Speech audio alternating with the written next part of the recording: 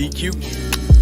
Look, dumping my swisher guts on my high school diploma, knowing I'm highly educated from my aroma. Don't know where it's coming from, but I know it's marijuana, and you can smell the leaves in the room. Check, look, I got a new weed strain, come from New Zealand, and it's a new weed brand from my new weed man.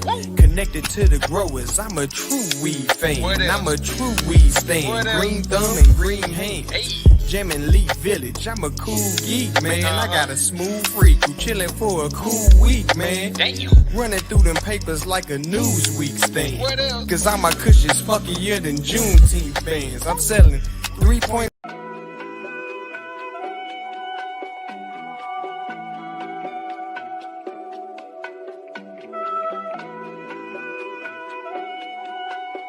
Yeah, DQ.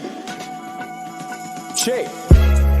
Have you ever had a dream in the daytime? Had the same dream since the playground. And you made it come true cause you stayed down. Nigga, have you ever really thought about the limelight? In a room full of stars when you shine bright. I'ma make the right move when the time right. Alright. Nigga, have you ever had a dream during the daytime? Had the same dream since the playground. And you made it come true cause you stayed down. Nigga, have you ever really thought about the limelight? In a room full of stars when you shine bright. I'ma make the right move when the time right. Calculated every step, so I can't stand a hater out here hating on niggas out here making moves. See, I hand out the type of shit they waiting.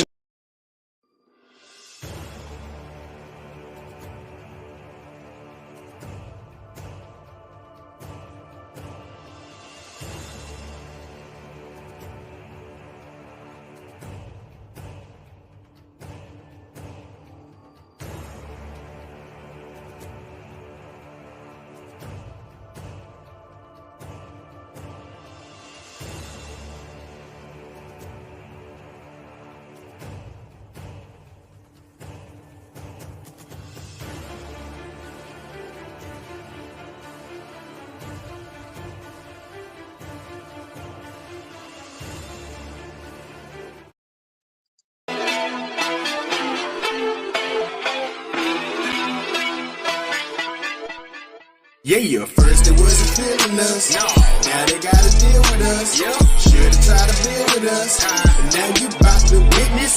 Team get $1 million. Turn the floor to ceiling up, turn this home into a club, and fill this joint with bitches. First it wasn't feeling us, now they gotta deal with us. Should've tried to build with us, but now you bout to witness.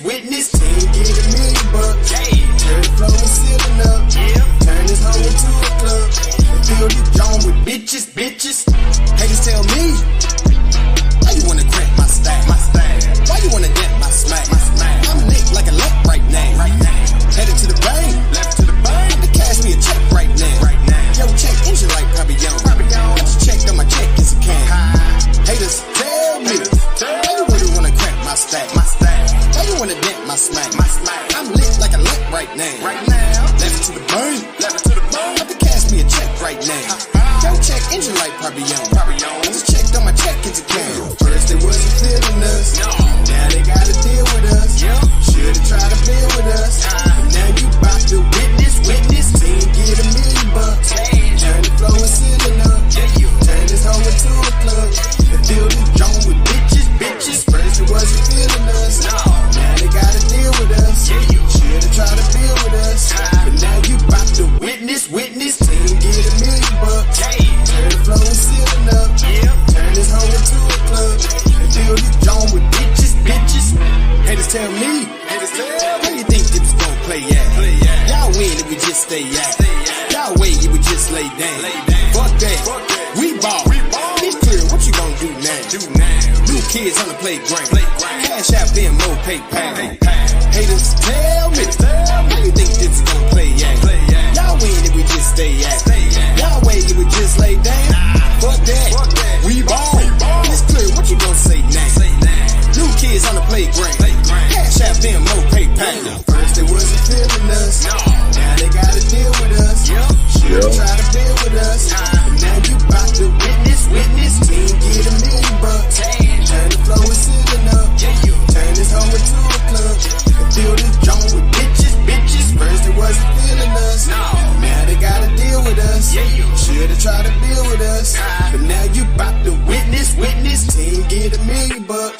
Tear the floor and ceiling up. Yeah. Turn this hoe into a club. Hey. And fill this joint with bitches. What up, what up, what up, what up, what up? Hopefully I'm loud and clear. Loud and clear. It's Brass TMI, Tri-Media Innovations. Very excited for this show. We're gonna conquer a couple of firsts. This is the first in probably gonna end up being a long list of Tri-Media interviews on YouTube and all your platforms. You'll see this on Instagram, TikTok, Twitter, X, whatever you want to call it. Fired up. We got our first guest today, Shawn P. Before we get into that, I want to send a big shout out to the chat. I see y'all came out. We're going to have a nice time getting to the introductions, the origins of the MOSSI Warrior Clan, Shawn P. Before we get into that, I want to introduce the the owners of Tri-Media. Hits DQ. Hits you in the building. What's going on, G? What's up? Hope y'all can hear me. Thanks to everybody. No, you're a little low. Out. All right, hold on. Stay right there. Let me know when we get it right. Yep. Better? We good? Yep. Right there? All right. Thanks to everybody who stopped out. Peace to our guest, Shawn P. I had to change my title about 4 times. You said co-part. I'm trying to, so now is it just owner? DQ, yep. Sneaky with the music right there, bro. That's not in my inbox. And if I was y'all in the chat, I'd be kind of like, okay, where can we get that from? I don't even. Yeah, that was nasty work. Yeah, that was definitely him nasty and Braz work. did that. Y'all seen it live on the air. Him and Braz did that to me. But yep, that's okay. Nasty work. That's okay. I got you. But nah, peace everybody. Thanks for coming out. Okay, DQ in the building. What's going on, G? Man, what's good, everybody, man? I'm very happy to be here. We can be anywhere in the world, but y'all here with Tri-Media, man. We getting ready to rock out with my boy Shawn P. So, yeah, blessings to everybody. Let's soak up some good information, have a good time. Yeah, let's do it. Yeah, they're saying your audio is low, Hits. All right, so before we get started test one more time, just so my mic is good. It's low. Somebody give me a thumbs up in the chat. Now we're gonna get it right, so this way I don't do it 5 times throughout the show. No, it's still low. Now? I can hear it myself. It's low. Okay, hold on. All right, we almost there. Might be the reduce background noise option I have on. How's that? Oh, that's pretty good. We good? Yep. All right. If it's low throughout, just somebody let me know. If it's too loud, just let me know. Okay, perfect. Before we get into the chat, before we get into that, like I said, I want to really introduce this guest correctly. He's our first guest of our first interview series. We're going to do a bunch of them. We're going to have a legend series, which means we're probably going to have to bring Shawn back based on his list of accomplishments. But we have a legend series and then an interview series. Legends is going to be a little bit different. It'll be on our Patreon. But I thought Shawn would make a perfect first guest for our entire show. So 40 years from now, 100 years from now, you'll be the first. Peace to the chat. Let's see who we got in here. Peace to Cuban. Salute. Teddy Sneferu. Peace to you. Mika, what's going on? Omar Reed, as always, salute to you. Thurman, day one. Appreciate you. Smalls in the building. Logic in the building. Peace to you. I know you at the crib right now in New Orleans. I hope you're eating all the etouffee and beignets that you can stomach. Kofi Potside TV, we actually gonna have a conversation about you today. So definitely when we open up the link, you're definitely welcome to come on. Tiffany, Ramon, okay, y'all in the building. I appreciate that. So without further ado, I just want to give an introduction as to why we're even doing this interview. Shawn actually inspired this interview, unbeknownst to himself. We had a conversation earlier on the FAUCI hearings. You can go back and check that show out on YouTube. And as we were talking about the FAUCI COVID hearings, for those who don't know, there was a subcommittee on oversight of the COVID-19 and how the United States handled the pandemic. and Dr. Fauci was basically grilled for about 3-4 days. There were private hearings, public hearings, and the entire time we were having this conversation, the entire time, I mean, from the beginning of the conversation to the end of the conversation, we talked for about 3 hours, and the entire time they said, you really need to have Shawn come up and have this conversation. Now, I'm new to this community. I'm not as well versed in the community, the conscious community. I call it the unconscious community sometimes. And they just kept saying, you got to get Shawn. And then I said, well, why? Who is Shawn? They said, Shawn P, MOSSI Warrior Clan. I said, yeah, but why COVID? And then DQ, and I let him tell it too. He told a story about how there was a book that Shawn wrote that pretty much changed his, it put some more tools in his wheelhouse in regards to SARS-2 and COVID-19. And Correct. DQ, tell that story. Tell that story real quick, and then we'll then we'll let our guest introduce himself. Basically, to sum it up, during COVID, there was everything was happening in real time. A lot of people were just moving off misguided information and not knowing how to move, period, just because of everything moving so rapidly. A lot of people didn't understand the difference between the disease and the virus. Shawn's book was really one of the tools that helped me understand the virus, SARS-CoV-2, and the disease COVID-19, and how the vaccine helps from. Oh, hold up. How the vaccine stop you from developing the disease. It might not stop you from getting the infection, but it stops you from getting the full disease. So Shawn's book was very pivotal in helping me get that information and helping me disseminate that to my peers. But yeah, Shawn's book is fire.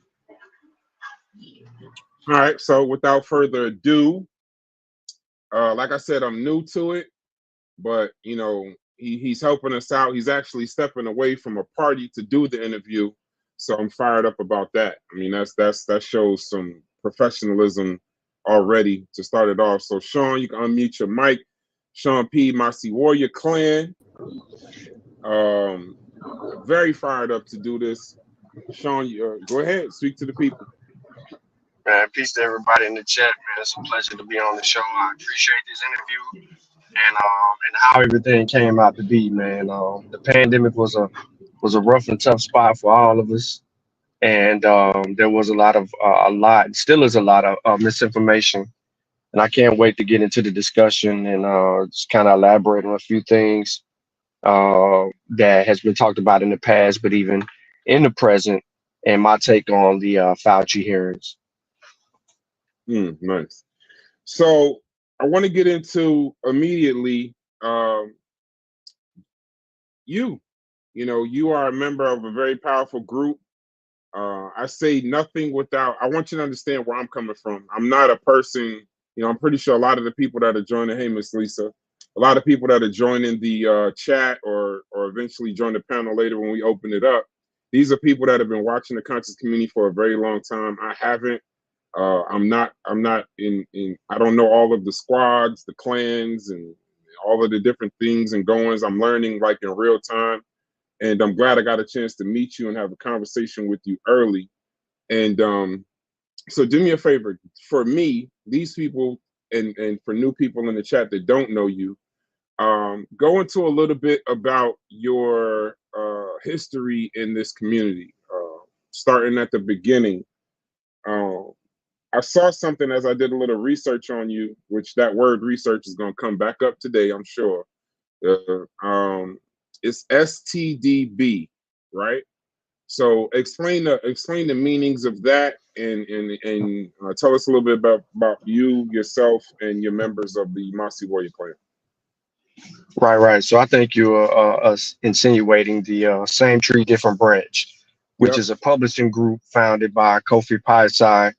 And we partnered with our brother, dear Kofi, to help establish a publishing company that does many different things: book covers, ghostwrite, not only publish books, edit books, graphic designs, a whole list of things that Kofi has decided to open up Same Tree Different Branch Publishing to get our foot in the door and to help new authors or inspiring authors get on their way to be able to put pen to paper and publish their works.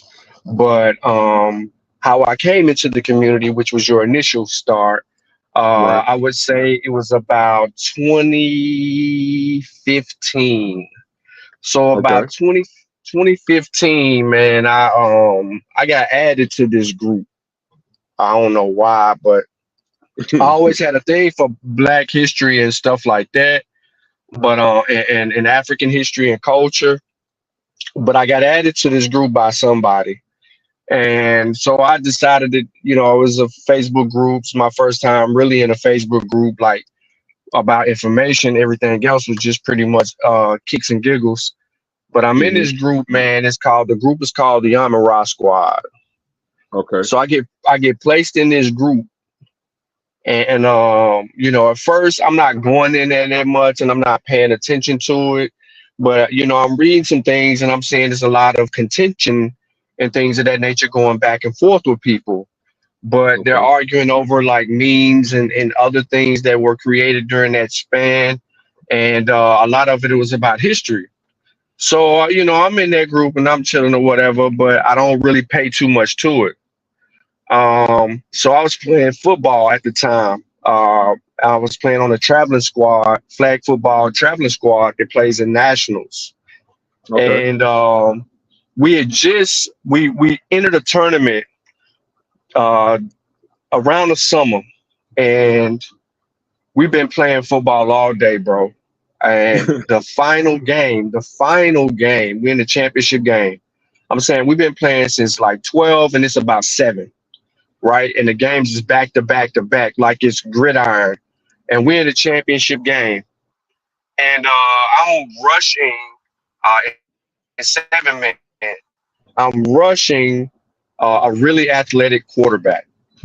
And to kind of slow me down, they would take an up back and place him right where I was at, and he would have to try to shield me to block me, right, to slow it down because I was speeding up the offense and I was getting sacks. So this one time, this dude sticks his knee out, and I see it, and I plan to cut, and I tore my ACL. Now, Hmm. this was a pivotal point in that Facebook group that I just mentioned because now I done tore my ACL. Right? Right. So I'm off my legs. I can't do anything. And so I'm paying more attention to this group, trying to see what I can learn and all of these things, but I'm not participating in the group. So Right. now my brother, my middle brother, is like, yo, bro, I need you to watch this. So he'll send me a video. I ain't got no time, bro. I'm getting ready to have surgery. I'm out of work. You know what I'm saying? I'm sitting on my behind. And Hmm. my surgery's coming up in 2 days. So I'm watching the video. So it was Sonetta. Your And he audio's had set your the audio's a light little on. choppy. Yeah, my bad. I'm kind of trying to get away from something. Can you hear me now? Okay. Yeah, I can hear you. What about it? Okay, okay. So my brother sent me a video with Polite, Seti, they all on Sonetta. Right? Can you hear me? Right. Yeah, I can hear you. Okay. All right. Cool. Just making sure. All right. So now we're on Sonetta. I'm watching that, and I'm tuning to it. So I'm like, oh, this is cool. You know what I mean? They're kicking information. It's available to us. It's a lot of street arguing and banter. It's kind of like battle rap. All right. Cool. So I get that, but then I went that, and I kept hearing names: Dr. Ben, Dr. Clark. Right. So I'm taking whatever they argue about, the name they mentioned, certain No, it's a little choppy. You're going in and out. Okay. What about now? I'm Right, say it in again. a minute, but can you hear me okay? Yeah, nah, it's a bad All right. connection. Can you hear me okay? Yeah, we can hear you now. All right, hold on one second. Okay. All right, so hold on one second. All right, there we go. Maybe you can hear me better There now. we go. But anyway, Yeah, there we go. so I'm searching Dr. Ben, right? Because these are the names that come in the Nah, hold on. It's so real choppy now. Yeah. Yeah, it's real choppy. No, we can. The volume is good. It's just your audio is going in and out. You want to go out and come back in? Yeah, going in and out. Yeah, you want to go out and come back? Yeah. Hold on. Give me a second. Can you hear me better now? Yeah, we hear you real good now. Okay. Yeah, that was a bad spot. But okay, no problem. All right. Sorry about that. All right. So what I was at was basically I tore my knee up. My brother put me on a video. Once I pay attention to that video, I start researching the names. I research the names. I go watch those lectures. I take those lectures and I start writing down books that was mentioned by Dr. Clark, specifically more so than Dr. Ben. I purchased books by both of them. That's my introduction into the community. Right. Was tearing my knee up. Okay, so now I'm paying attention to that, and now I'm a through brother by the name of Benjamin N.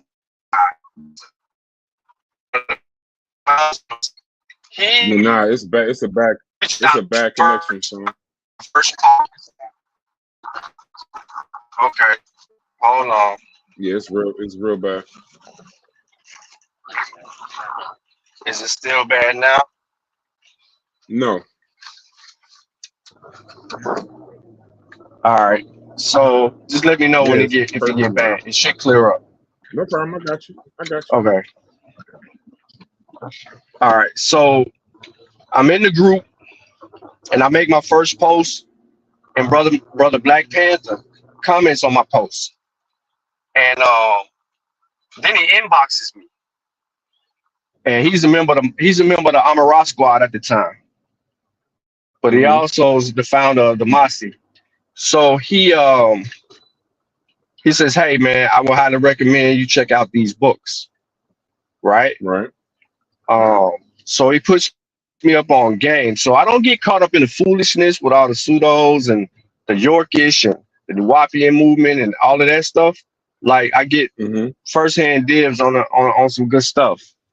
So now I have an opportunity to build a solid foundation to grow on, because I'm getting some different tools than what everybody else is using in the community.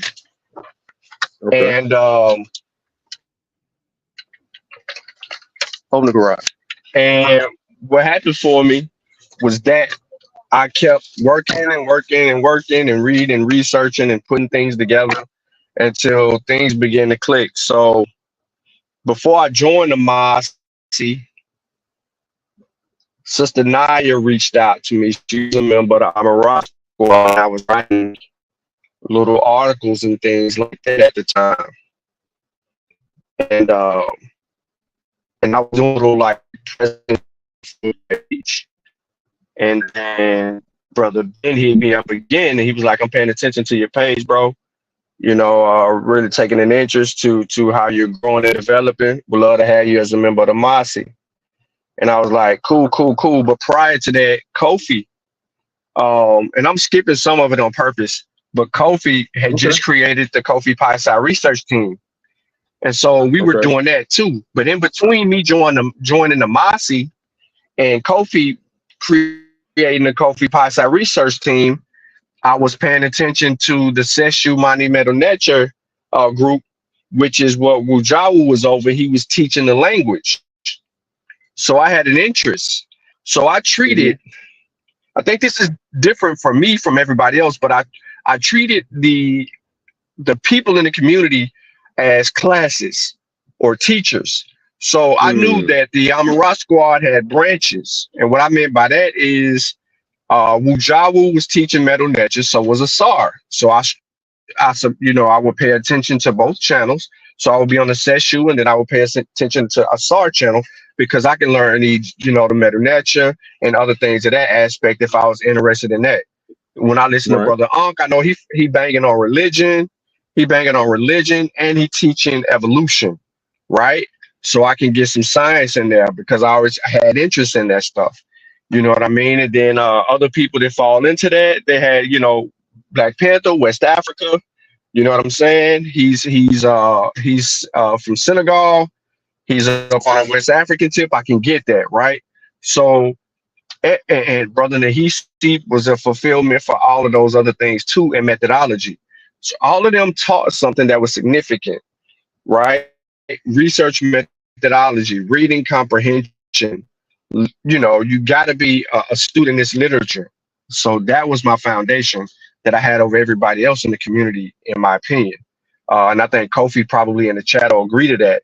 But I had those opportunities where everybody else stuff, they went through the whole pseudo world before things came about for them.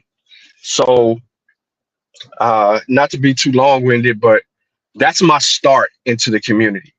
It was a pivotal 2 years that all started from a knee injury from playing flag football and being introduced to the community at that point. Okay, who was in the Amara squad at the time? Unk, Asar Imhotep, Smash Rockwell. Coming on trial was a big deal. When Polite brought out Smash and Unk, I wasn't even interested in Polite no more. I want you to ponder that. Nice. Ponder that, because it wasn't what Polite was doing, because he was a showman the entire show. But when it came to the information, he had to rely on someone else to bring the spears and to drive it in the Hebrews argument. And it was the Amara squad. So that made me pay more attention to the Amara squad, not much so Polite. Because that's where the information was at. In my mind, I was like, where the real information, some of this feel like church. Oh, here go the real information. They dealing with primary sources. They're teaching more. And he had to rely, or he had to refer or defer to these people. So that's how, I took a look at liking to all of that too, which opened my eyes more. So observation really helped me at the beginning and earlier stages in my career. Then from there, other people I would be introduced to and kind of work with other people and do shows and argue and do all of that as well. But that's my introduction.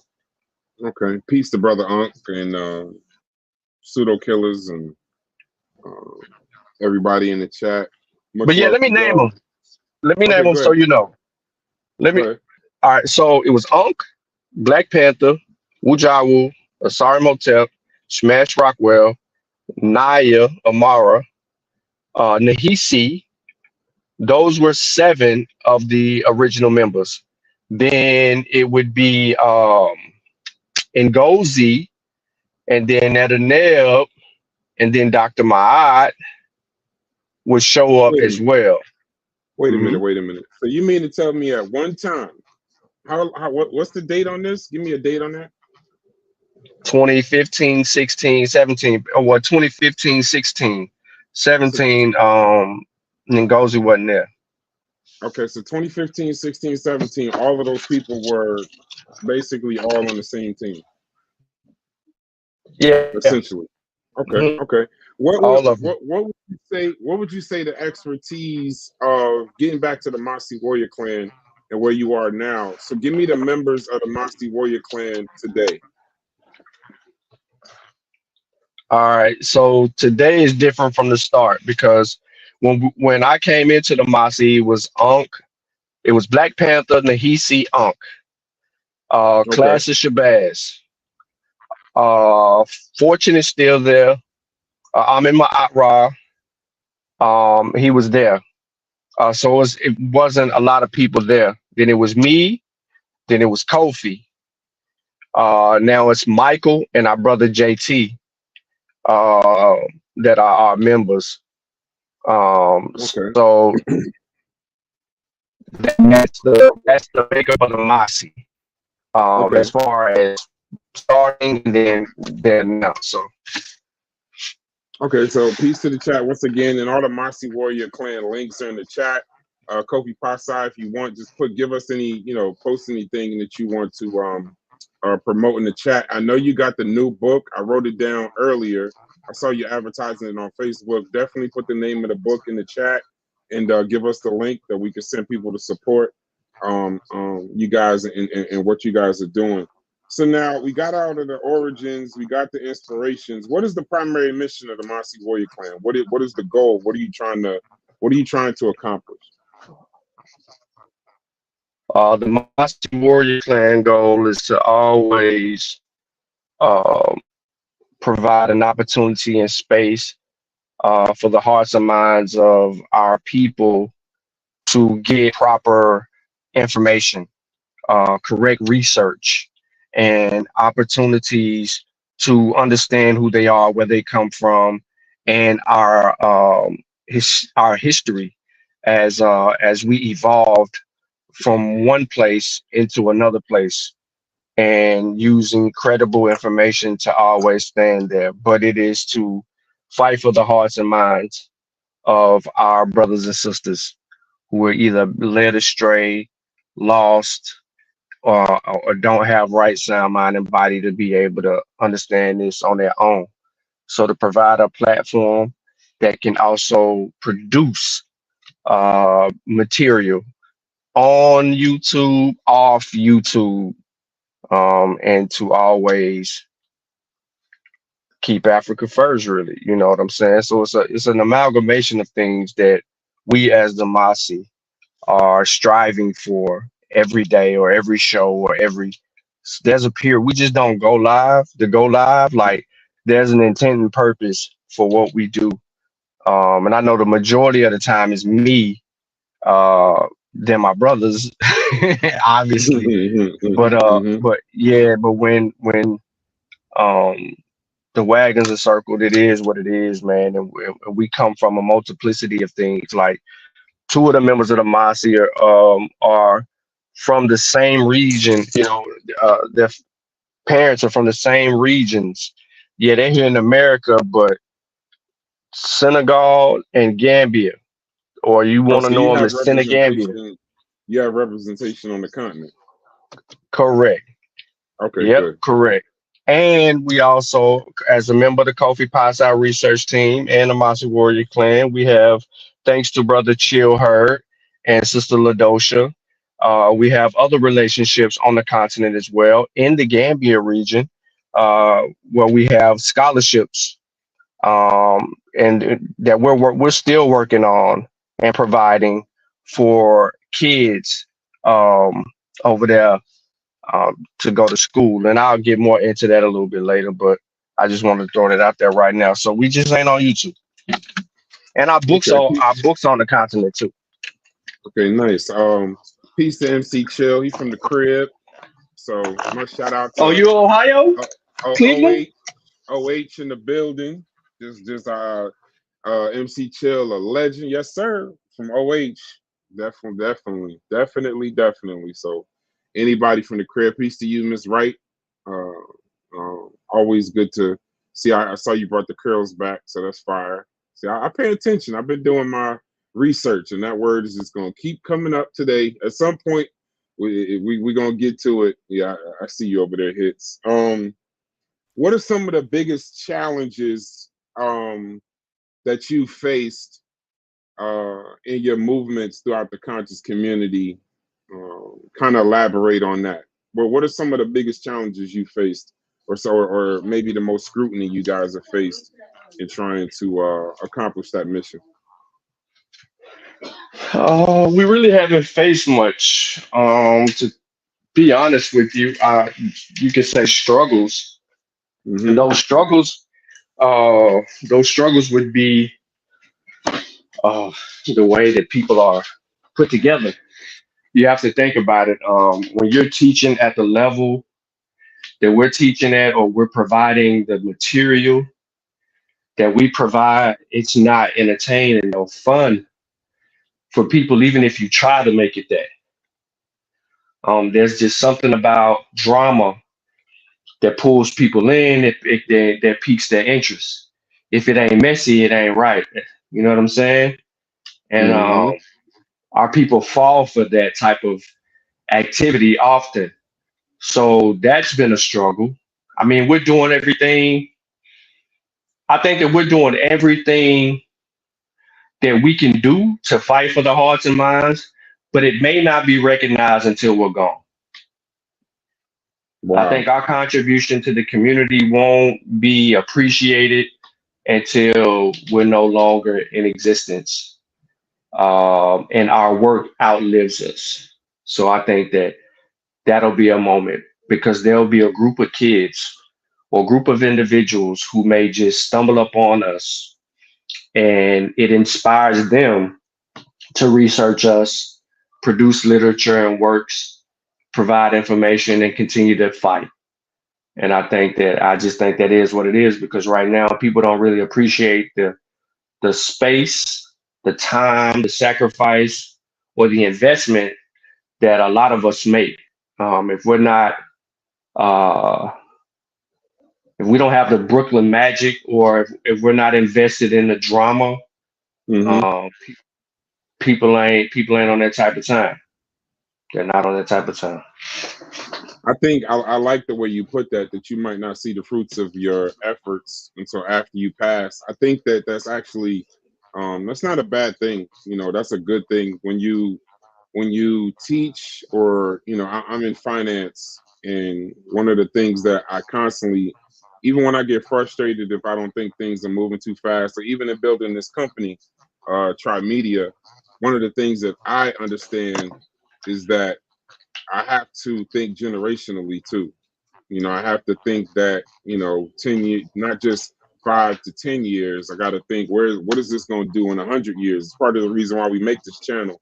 One of the interesting stories with the show that we're going to do, and one of the reasons why I wanted to make a media company along with my brothers Hits and DQ, peace to you, Logic in the building, president of Try Media.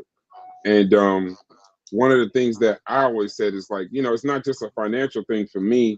It's when you put your voice on YouTube, or you download these shows, and then you get to the point to where you own your content, your voice will be heard by your children's children's children.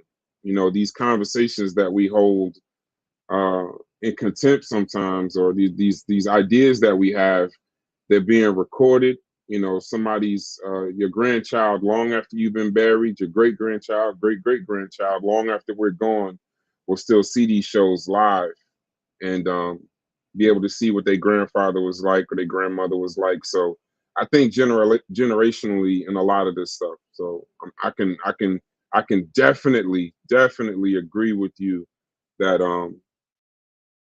the fruits of your efforts, you know, it's not always about trying to get a result by Friday or a result before you die. That hard work that you do will be appreciated long after you're gone. So, yeah, I like that. I like that you put it that way.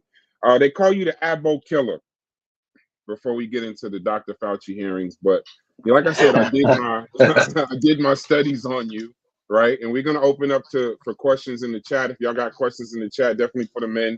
We're gonna open up the panel in about 20 minutes, right after we go to commercial, after the Fauci hearing, Dr. Fauci hearing conversation. What is that about? Why do they call you the Abo Killer? More than one person that I asked about, in regards, asked about you too. They call you the Abo Killer. So what is that about? Why do they call you that? Yeah, I want to answer that for you, but before I actually provide an answer, let me switch to my laptop. If you can bring me Okay. on my laptop. Yep, I got you.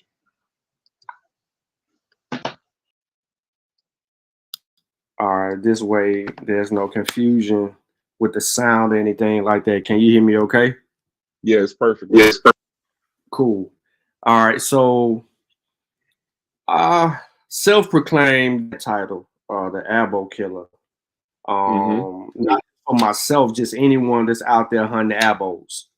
because right now, man, we're in place and space where we've been distracted with does the word Kim or commit mean black or black people, that we've allowed a small group or a splinter group to grow and develop into more of a louder, irritating noise in our ear. And so during the pandemic, they began to sprout. So a lot of the focus was on for me was focused on obtaining information, research, and understanding data, and trying to be able to comprehend and explain that data back to our people so that we can make an informed decision on whether we're going to need this vaccine or not, and what benefit did it have to our community. These other people were just too busy making up grandma said stories, right? And so hold on, wait. Before you go past that, explain the grandma said stories. Explain that. Gotcha. So grandma said is something that the entire Aboriginal community utilizes to get out of being able to explain away or demonstrate their aboriginalness or indigenousness, if that's a word, or their existence here in the Americas before Columbus arrives. All right.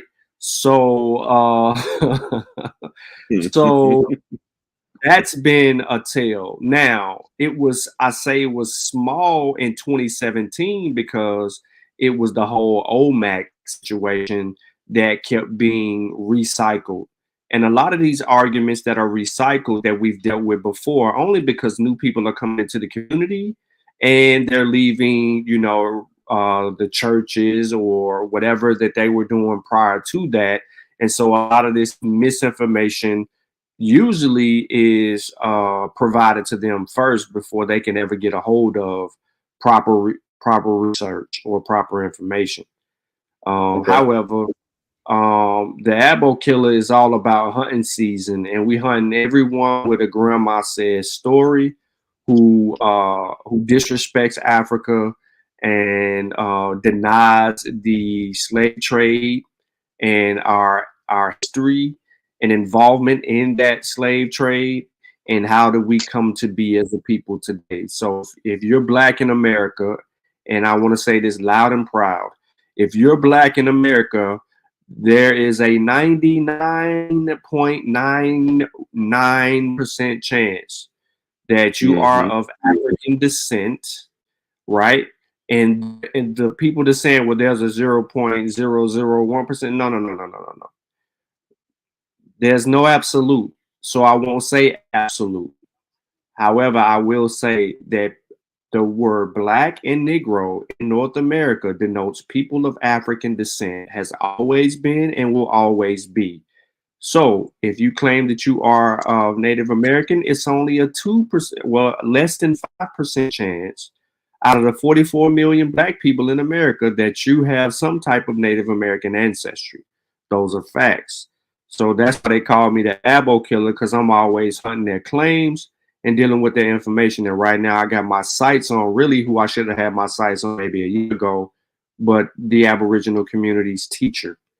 And it is what it is with that. Okay. Hits, you got any questions before I get into the Dr. Fauci hearings? Well, I was gonna ask. Your mic is really low. Hold on. There we go. Let me work on it. Tess, can you hear me now? It's just Better? low. It's really low. Better? Nope. Yeah, I can hear you, but it's low. Oh, Okay, yeah. he can hear you. Go ahead. Brad's headphones is low. That's the problem. I was. What's up, Sean? It's good. I was gonna ask where were you from, but I think you said Ohio. Are you from No, Ohio? I'm from Tennessee. Oh, okay, Yeah, I'm okay.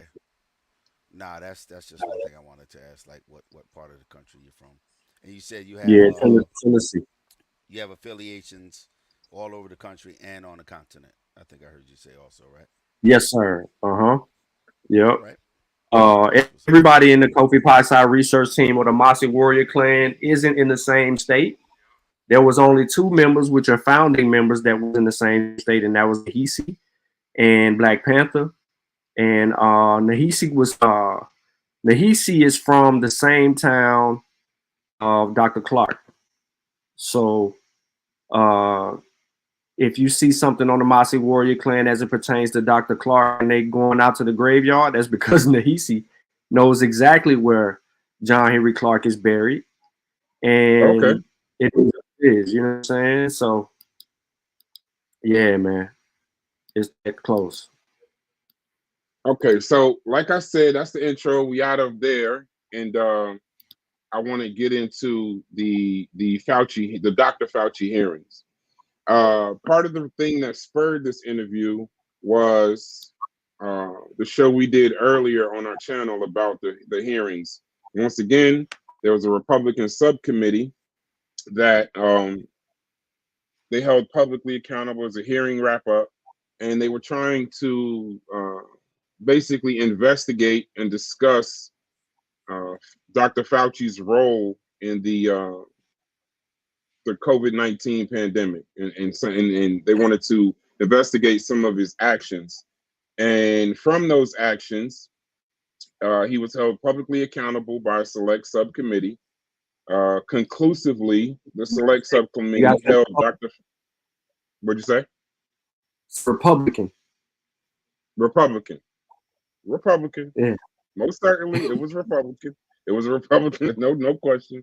So I'm gonna get in on it. It says the select subcommittee on the coronavirus pandemic held a hearing titled "A Hearing with Dr. Anthony Fauci." It's the first time that Dr. Fauci has testified publicly since retiring from public service. Skipping through is a 14-hour, 2-day, that were closed-door transcribed interview where he testified to serious failures in the American public health system.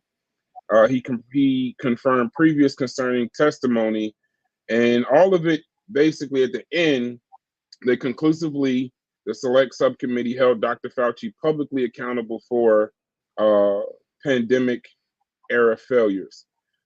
So just to give some key hearing takeaways, Dr. Fauci showed no remorse for the millions of lives. And I want to be very clear before I say this.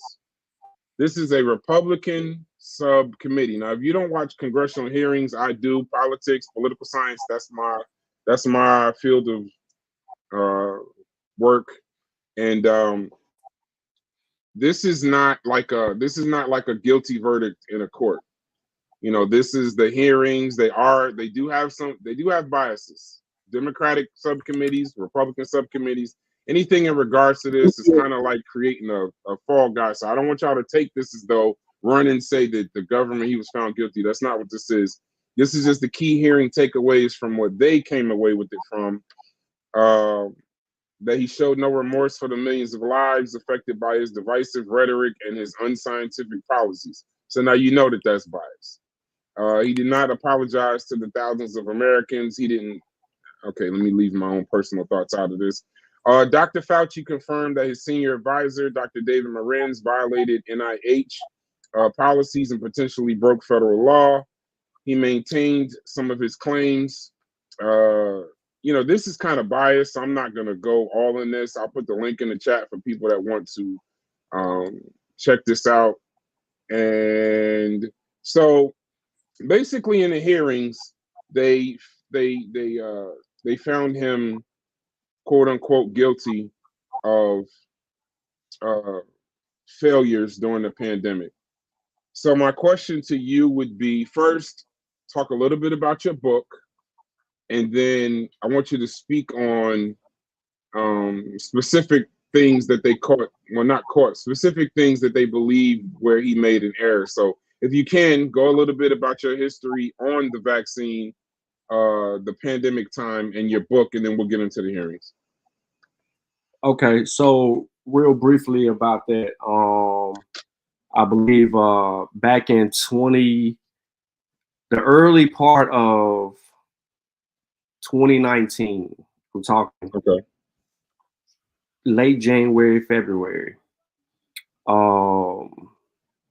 Divine Prospect, suspect. He's a Hebrew Israelite. Started talking about vaccine. He brought up a whole discussion about vaccines killing people and it shouldn't be doing this and shouldn't be doing that.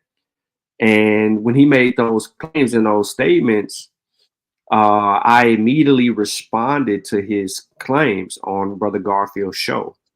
Not only did I fire at him, Brother Unk fired at him too. So we both kind of, I may have been a little bit ahead of Brother Unk, but we both began this whole push for understanding vaccines, vaccine science, and vaccine and the intent of the vaccines and how we've evolved from such, and how African it was to get a vaccine. And through the early part, going into the summer, the conversation just kept heating up to the degree that Sonetta does a show, and Brother Unk is on the table for a debate. Right? Oh, wow. Okay. So Okay. he's on the hook for a debate over this whole vaccine stuff. There's no pandemic. There's nothing going on. But it's just me and him educating people on the vaccine and me having all of this other information. And then what we do, right, is we take what we already learned and know about vaccines and the importance of it, and we try to make a lesson out of it. And that's something that Wujawu instilled in it. Don't talk about something unless you got the work. So shout out to the Chavis, because he led me in the direction of one of the people that was also instrumental in helping develop my training. And what I mean by my training, talking about studying and learning, right? And going over this information until I can understand it and be able to know what I'm looking at when I get this data coming from scientists. And that was Dr. Vincent Racaniello and his team. They are epidemiologists, virologists, and immunologists, right? But they were teaching this stuff online for free. Okay. He's a PhD, and he's giving you the class online. Free. Okay. So before all of that, right? So we getting all our material ready. Unk's about to go to New York. It's like October. So he in train mode. I'm shooting him information. We still doing shows and things to educate people. Okay. We doing all of that. We get to November, and then it gets into December. Yeah. I say November because that's when things begin to get shaky, but it wasn't common to people. There were people that was getting sick, but we had no knowledge of it. So December hits. Early December, we still don't have no knowledge of it. Does a whole dang on debate with the vaccine community, the pilgrims. I'm talking Robert Lim. I'm talking all of them anti-vaccine people, the head people, like the people the loudest in that community. He was doing a debate with. He gets Brother Saw. I'm on the phone. I'm not there. He got somebody else. I'm in the background, so I can cipher through the presentations that they provide, and then I can give instant responses for that in case, because I'm behind the scenes, so I can shoot them information. Now, someone that was supposed to be in favor of that wasn't really up on his game like that. So it kind of, if I was there live, it would have been a better outcome on how I would have been killing them. But Asar was there. He dealt with that methodology, and he basically bagged them in a corner as people supposed to be have said certain science. I didn't do that. Now, they use someone in the scientific community to try to argue against Unk, but that guy never disagreed with anything Unk said. Exactly. And that guy didn't even believe what the anti-vaxxers were saying, right? So it really was a wash, but you had to know, right? He just only had an issue with the way the vaccine was being administered. He had no issue with the vaccines. All right, so remember, they're in New York for two things. One, to argue with Unk on Sonetta, and I don't know how he got Robert Kennedy to do this. He got Robert Kennedy to agree to a live debate. 2, they were already down there to march on the city capitol because of a Brooklyn outbreak of the measles. Mind you, this is the same time that there is in Samoa, there's a measles outbreak that is killing people left and right because of some stuff that it wasn't transpiring. I got all that data. So now I got that. I got the Brooklyn incident with them Jews that went over there to them to their land and kissed them rocks, came back on the plane with measles, brought it back into their community. It's beginning to spread in their community. New York locked down their communities because Jews stay isolated in their own communities. So they wouldn't let anybody into their communities until they had a grip and hold on measles outbreak, and they could prevent that. Right? So boom, they were protesting that, saying it was against their rights and all of this other stuff. So, bro, not even 2 weeks later, bro, COVID comes around. SARS-CoV rears its head. After we've been talking about this all year, boom, the perfect storm. A novel virus is in the air and on the rise. So I just locked in, bro. I locked in, and I just kept doing the work, learning, pulling every article. The beautiful thing about this pandemic, from a knowledge standpoint, because it was ugly, but the beauty of it is that they made every single thing that was accessible to scientists available to the public, whether you knew what it meant or you didn't know what it meant. So that began the process of my book. The whole conversation over divine spignium leading through the debate into a pandemic, and then all that other body of knowledge that followed. That's why I labeled the book What SARS-CoV-2 Taught Me. But I had to make it relatable because there's some jargon and there's some tough reads in there that could take you away from it pretty instantly if you don't have that kind of comprehension. And so I began to make it as an example book to where you would take a test at the end of each chapter just to help you kind of retain the information that you were reading before, or at least spark your interest to go back, find the answer, and then know what I was basically asking the question and answer period point in each one of those chapters. And then in the back end of that book, I began to give you my breakdown of the origins of the vaccine. And my breakdown of that began to help get things going again, because it is what it is at that point. You got to come see it to believe it. So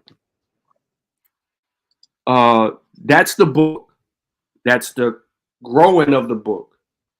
And in that book, it goes through, how it all came to be. And I tell a story about that. There's some other pieces that I'm leaving out, like having an opportunity to talk to doctors who were working very hard during the pandemic and who co-signed my book. Right? They purchased the book, made it available to their patients, thought it was a great educational tool.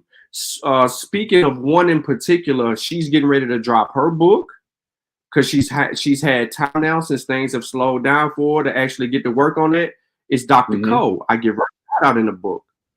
But shout out to Brother Chill, because I met Dr. Cole through Chill.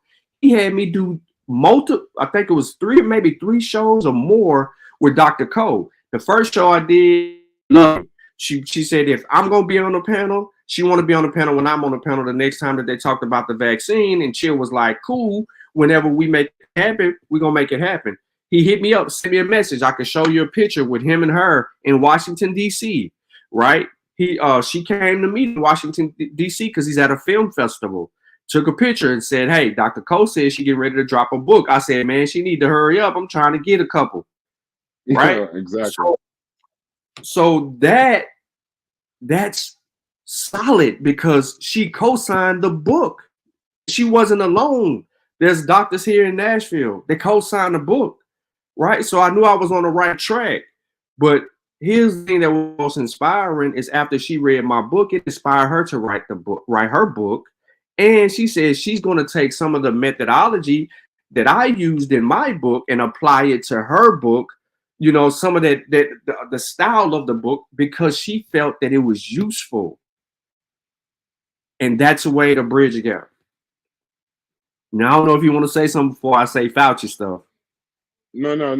So now I you know, and I want to let you know something. A lot of times you know, people don't get their flowers till after they dead. So I'm going to give you your flowers now. When DQ told me that story, and just to give you some context, I was born, you know, in Ohio, but I live in the tri-state area. And I always tell people that COVID for us was a little bit different than the rest of the country. And then they say, you know, it's not something you want to say or do whatever. But at the end of the day, COVID for us was a little different. And the reason why I say it's a little different is because it just seemed like it shut down here before everywhere else. Now I'm not saying, you know, I don't want to compete on pandemics or whatever you want to do. But in the same token, it was a little difficult for us, Sean. You know, I don't know if you've been to Times Square before. Seeing Times Square empty was a scary sight. And I was very good. What'd you say? No. Yeah, no. I can understand because that place is usually busy every day. Yeah, it's millions of people. And we were getting such weird information. Then they were stopping us from going in the city. They stopped us from going on the subway. And I remember, and it was funny when you said that timeline, because I remember the Jewish measles incident. I remember all of that. And then I remember when they were trying their hardest to keep us at work. And then you started hearing the term essential worker. And I had never heard that term before. And when I heard that term, all of a sudden, it was right after they said essential workers only, shut down. They just shut everything down. It just and you know, they say the first day you go to jail, even the toughest guy, when they close that door and you can't go outside, that's when you got a realization that you're in jail. You're in prison. When they were pulling people over and asking them, "Are you going to work? What are you doing?" If you were going to like a Wendy's or something like that, you were being arrested. You were getting tickets. You were, you know, it was different. It was different. You know, that thought of, you know, your son now has to do school from home. You know, I had both of my children with me at the time. And it was just a tough time. So I'm gonna give you your flowers because the level of misinformation during that time was at an all-time high. I don't know if you want to call it misinformation. I don't know if you want to call it disinformation. But like I was telling DQ and Hits on our show, I have never purchased more toilet paper, elderberry, echinacea, 99% alcohol bottles. You know, you go to the store, they're now selling where they normally got their vices and cigars and things like that. They're selling sanitizer and masks and whatnot.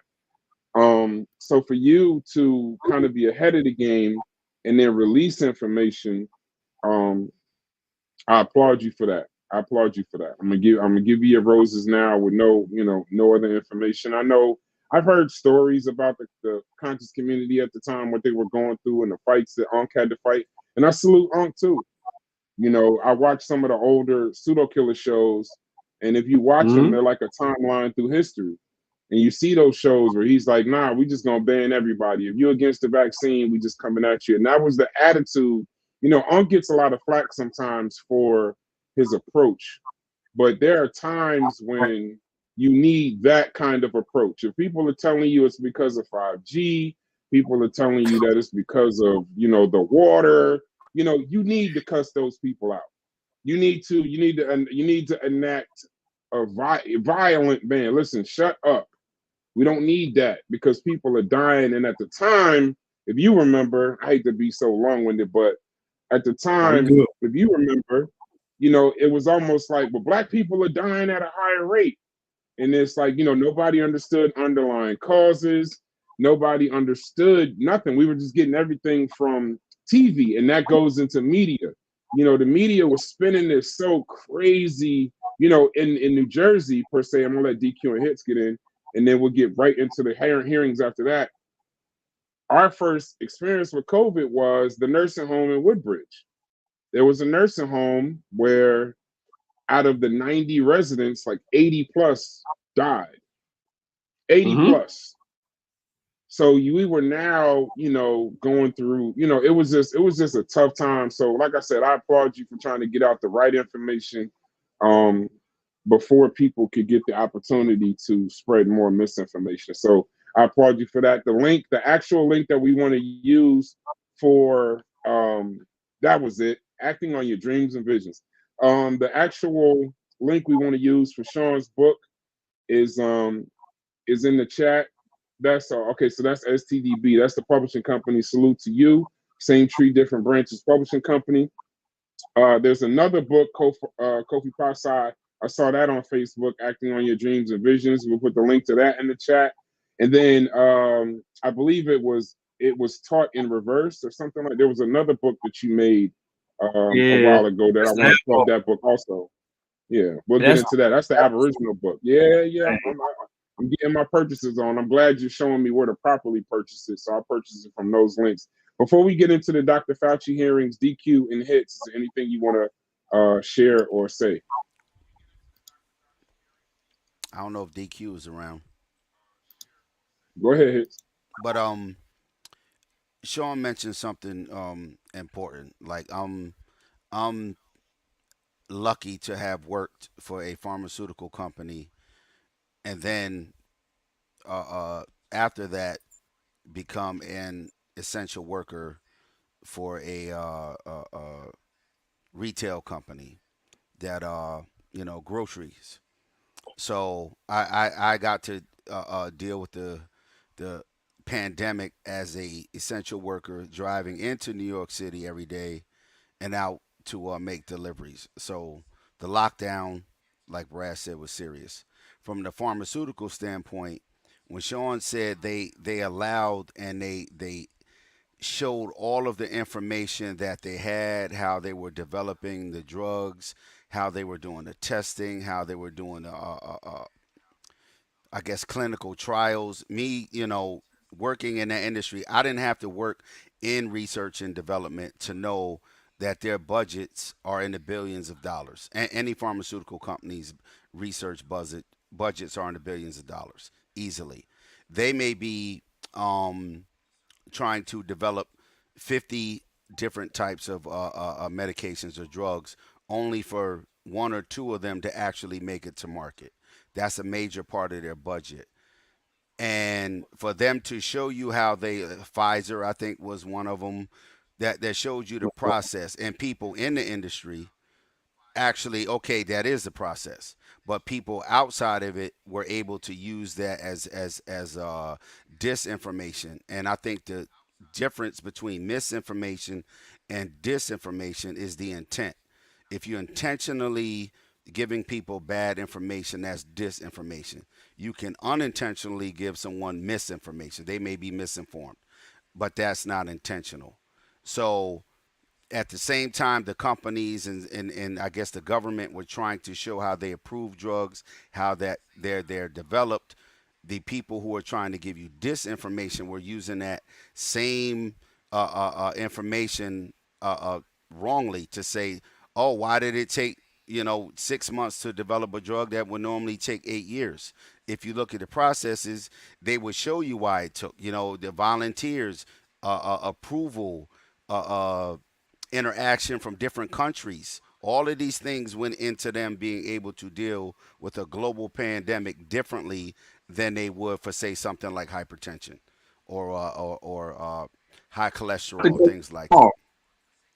But it was the first time that the scientific community globally worked together, because they had sequenced the OG, which is D641 D. Yeah, I think I'm saying it right. D641, which was the original strand, the variant, and they had already passed that information on to everybody around the world. So this is the first time. And that's not normal. And that's what he's saying. That's not normal. And they spend billions of dollars to develop a medication that goes to market, and they're only allowed to have that medication on market for a certain amount of years before it's open to be mass produced and become generic. That's why when a drug may come out, it's $100 a bottle. After that, that's why when you go to the doctor, it may say so and so. That's the active, or the proper name for the drug, like Claritin. And then you go to the pharmacy and they give you some other version. It's the same ingredient, same process. Now it's generic. It's just not, say, Claritin. So there's money involved. There's collaboration involved. There's all of these things. And like Sean said, just to reiterate, this was something, how they handled it was a lot different than they normally would. And people took advantage of that.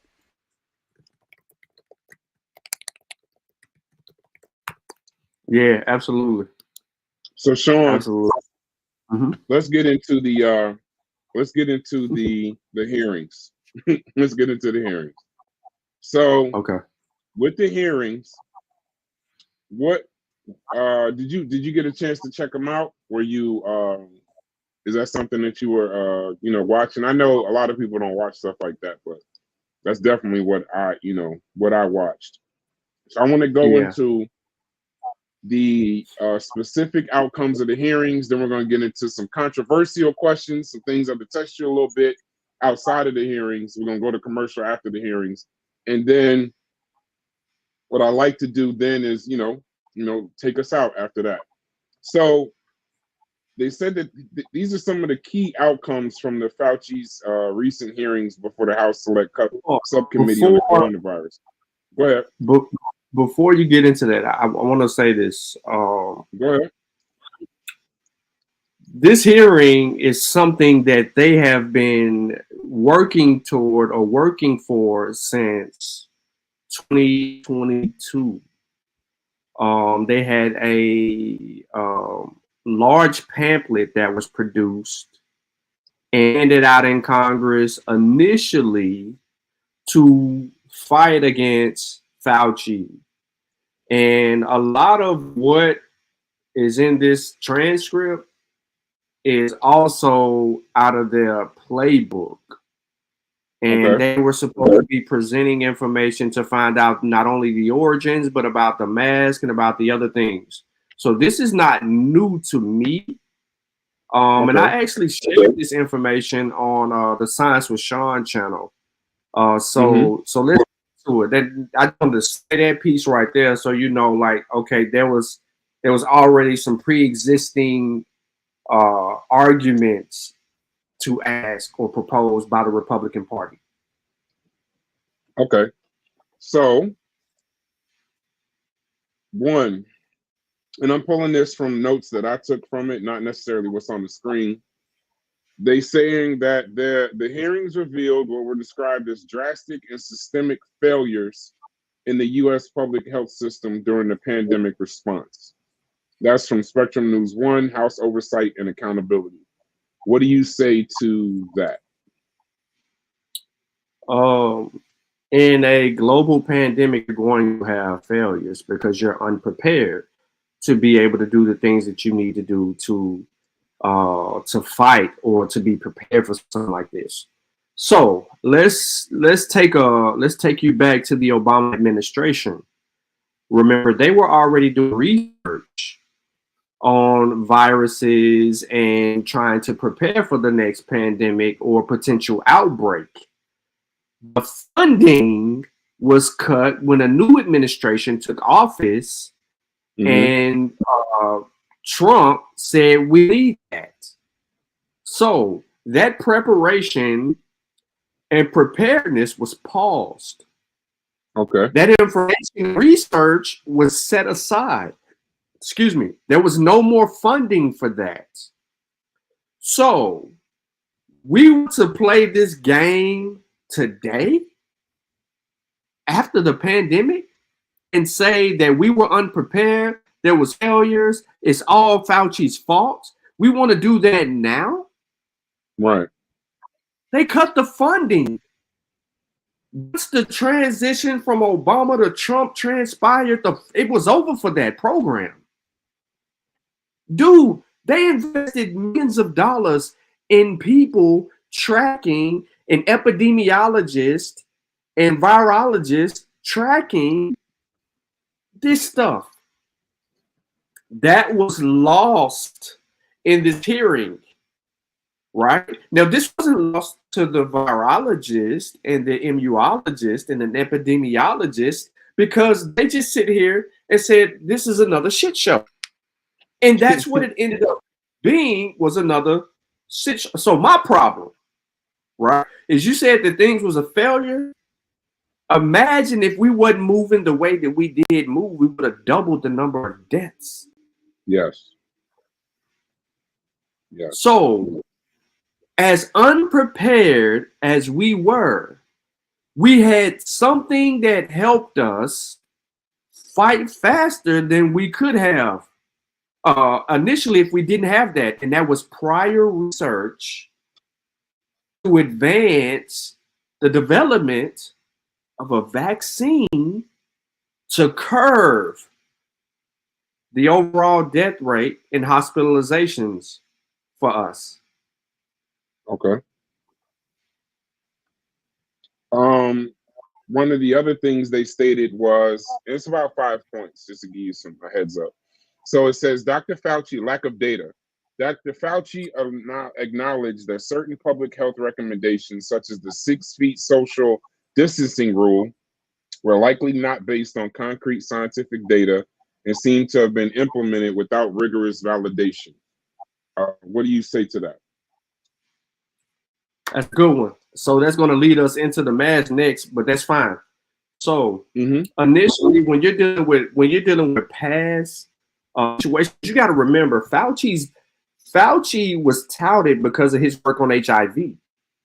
Fauci was touted because of all other accomplishments he had in the field dealing with viruses and disease. So we can't sit here and demean him trying to come up with a real-time solution in a problem that we've never encountered before. None of the people that are in office now that are leading up these places was around in 1918, the Spanish flu. Right. They weren't around. None of them people. It's 2019. You finna tell me 1918? We got some people that's that old that was around to be able to come up and develop a plan, because they also said that failed as well. Big time. But my problem is, how do you rate that as a failure when you're trying to create an opportunity? Because Congress is telling us, what was Congress telling us? The Republican Party. Oh, we got to hurry up and get people back to work. We got to get people in the stores. We can't keep people cooped up in the house. We can't shut down the whole world. We can't stop doing business. We got to get back to work. We got to get back to work. So now you're forcing Fauci to say, okay, well, the only solution I got right now is to practice social distancing, and we need to wear masks. That'll slow the transmission, right? So now we go. There is scientific data out there on social distancing that they did studies on during the pandemic, right? Now, does it justify his use of the 6-foot rule? We didn't know how far the particles traveled until they freaking did a study with a mask and had somebody cough. And then when we did it without the people of the mask, I showed all of this on Science with Sean, so that's how I know that this was bull crap. Then they did the study with someone without a mask, they coughed, and they seen how far the particles traveled. Well, guess what? The particles with a mask on your face travel less than it did without a mask. So that rule of thumb was to go in place with the 6 feet as a temporary solution because we had to get back to work. Right. Okay. Okay. What's in the other? There's three more. Vaccine hesitancy. He admitted that the mandates and policies promoted during the pandemic might contribute to increased vaccine hesitancy in the future. What's your thoughts on that?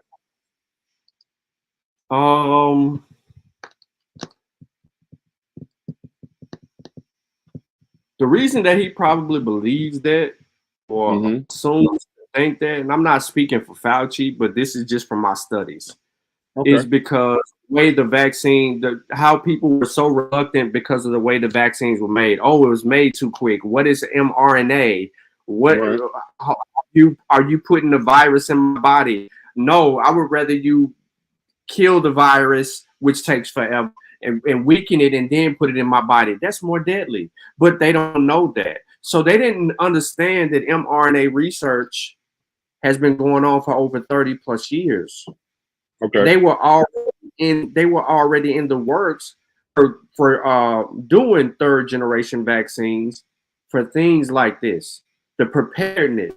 It just so happened this was the perfect time to unleash mRNA vaccines on our people.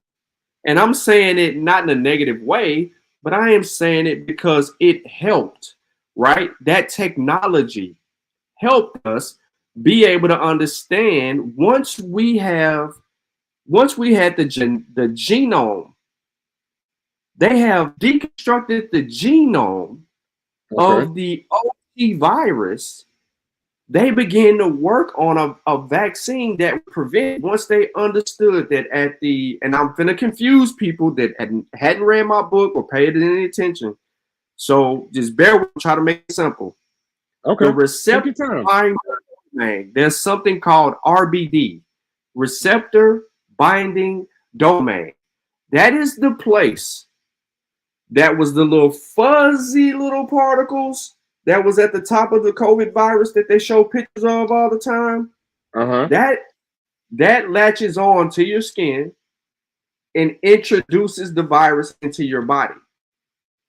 They had to figure out how to, when it latches on and then it tries to introduce, how to how to train your immune system to recognize that quickly so that it doesn't so that it doesn't provide or a signal to spread the disease and cause hospitalizations. So that's what the mRNA technology was. Now, the next people, they had to say, well, what the hell is in the vaccine? What were the ingredients? They use big words only to say salt, sugars, and the mRNA. I'm saying it that way because I don't want to confuse anybody. Or the AI of viruses, I should say it like that. Maybe somebody might comprehend that now since AI is a big thing these days. But an alternative, something that ain't the virus, but looks like the virus and that can train it, right? It's like someone with fake muscles, right? On the outside, you just see this bodybuilder, but underneath that really ain't a bodybuilder. He just got on some fake muscles. Right. Toupee. You think he had hair, but he had on toupee. So to fake the virus out, that's what the science was trying to do. Fake the virus out, and we can do that. But there was an uproar. So absolutely, man. He think that people are always going to be reluctant because misinformation spreads a lot quicker. So therefore, we have a bigger fight to get the truth out because people gotta find a way not to trust the science. Okay. I'm gonna combine the next two. It's technically three, but I'm gonna combine the next two. Gain of function research. The hearing scrutinized Fauci's previous statements about gain of function research, with him defending his position, but also admitting that oversight of foreign labs receiving U.S. funding might have been insufficient. And then, because this kind of deals with the money too, it also says Dr. Fauci testified that he signed off on all research grants without personally reviewing the proposals, which raised concerns about the level of oversight and accountability. So my question would be at the National Institute of Allergy and Infectious Diseases. So my question would be to you, what do you think about as far as, you know, people say when you try to find a problem or solve a problem, you follow the money. At that time and then now, kind of Monday morning quarterback, kind of knowing what you know based off what you've read since then, do you think that there was some financial improprieties that took place in regards to it? Maybe some, you know, everybody kills me for capitalism. I always say predatory capitalism is what you're upset about, but would you say that there were some financial improprieties, not just on Dr. Fauci, but just in general, if you want to speak to any of that? And then I'll go into a last question after this. No. They don't make money making vaccines. Think about it. They made vaccines, Moderna and Pfizer. They invested millions of dollars in Moderna and Pfizer. And then Johnson & Johnson. And Johnson & Johnson had a worse effect on people than either one of the mRNA vaccines. Like I said earlier in the build, how you talked, well, not you in particular, but how you talked about they spend so much money on pharmaceuticals to make these drugs and all these other things, right? Mm-hmm. But then a lot of this never comes into fruition. It was the same thing with the vaccines. The vaccines they had invested money in a whole group of all these people to make vaccines to help get this out of there, and only rolled out 3. And then the other one slowly came in behind that. Novavax took 2 years. Johnson & Johnson came 6 months or so after the mRNA vaccines. Right. So we're not 6 months, but it was later on in the ball game because, you know, it was a old technology or an old version, like, you know what I'm saying? Like I said earlier, it was a second generation vaccine, something that people were already familiar with, but they wasn't crying about the Johnson & Johnson, but it had more of effect. It had more of effect on people, but it is what it is. Like, nah, man, they ain't no real money in that to be made, bro. Okay. Okay, so if you're going to argue about money and Fauci and the research and all of these other things, right?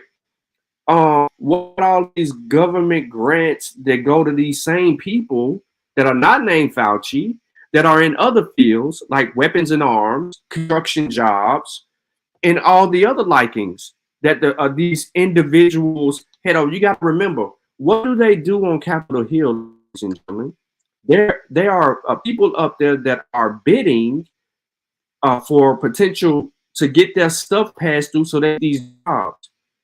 So there's money in exchange with all these Congress people in any affiliated group.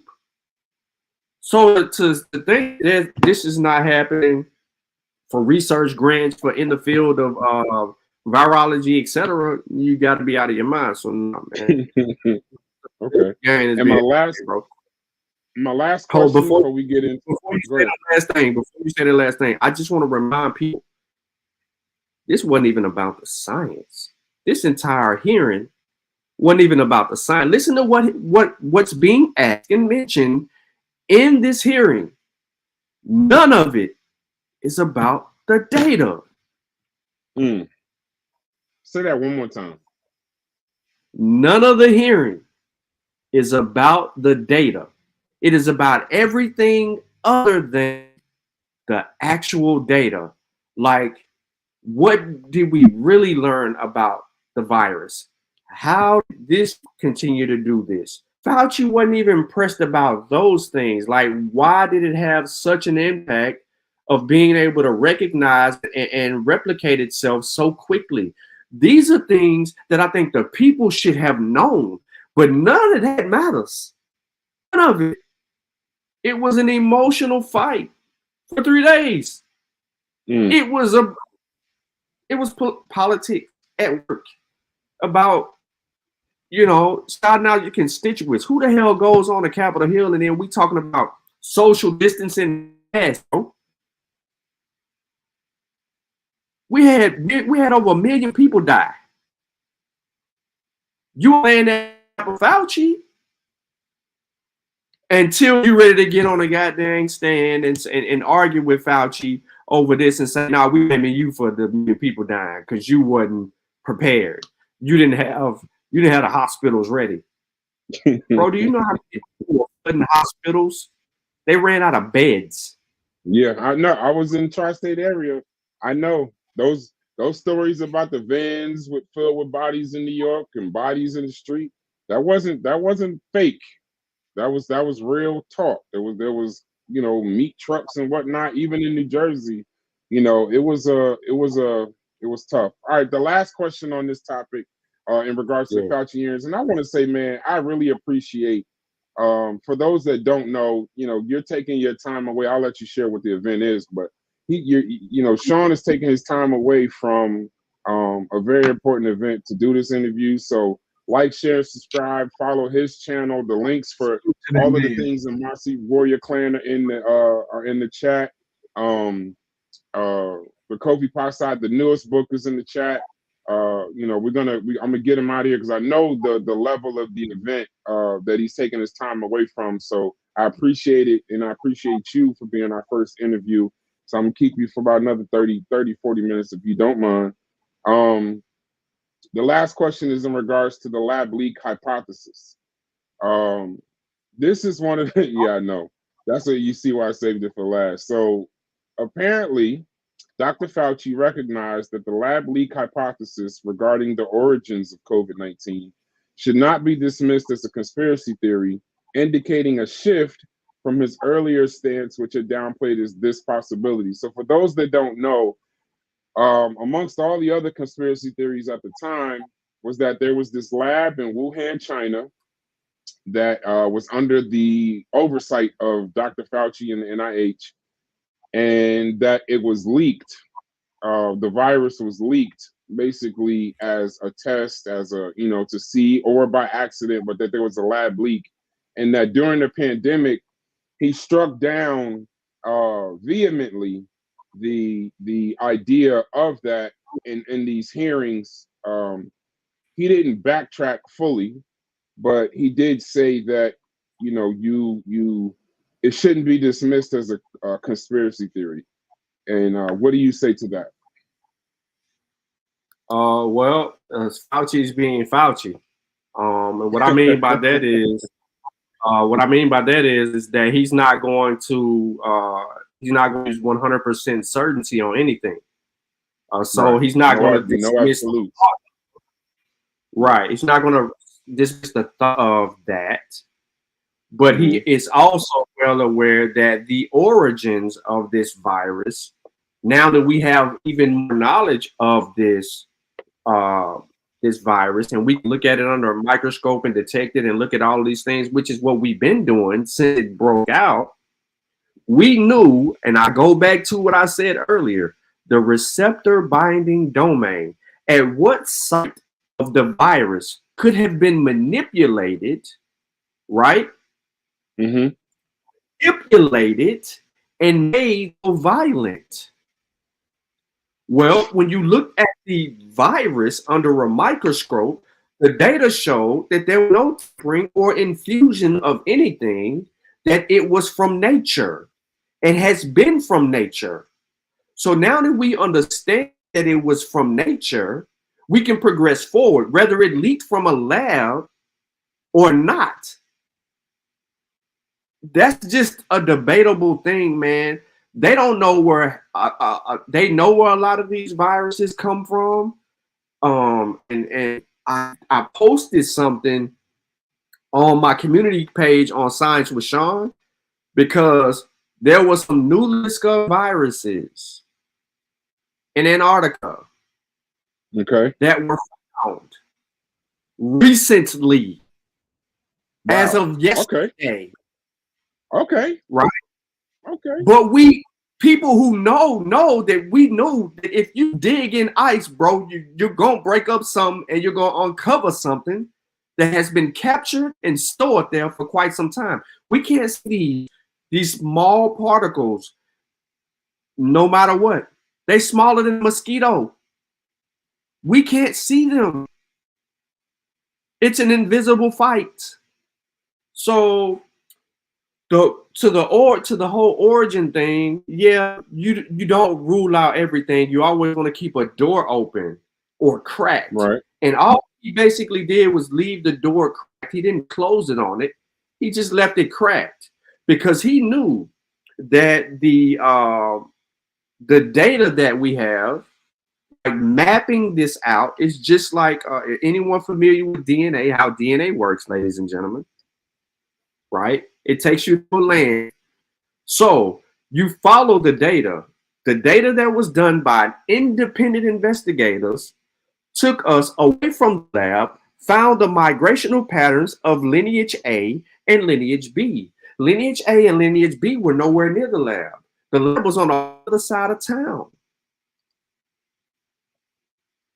So now that we have lineage A and lineage B, we then can come to an honest conclusion and say, this is our best evidence because this is the evidence that we have that is the strongest.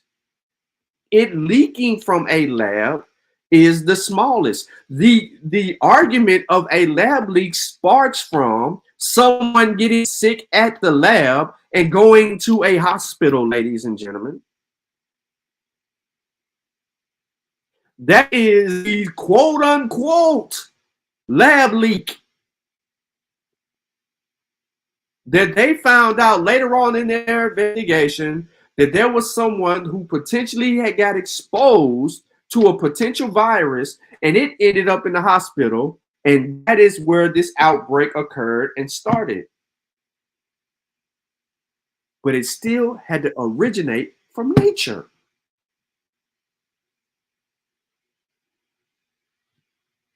That's where we are, bro. I love it. So this is where we reach the part of the show where I want to get into. I asked them before we started. I said, is there anything off limits as to what you want to talk about? So now let's and I want to get somebody go in the back chat, put the link to the you want me to answer to the book. Scared question? No. What'd you say? Sean, Sean ready for smoke?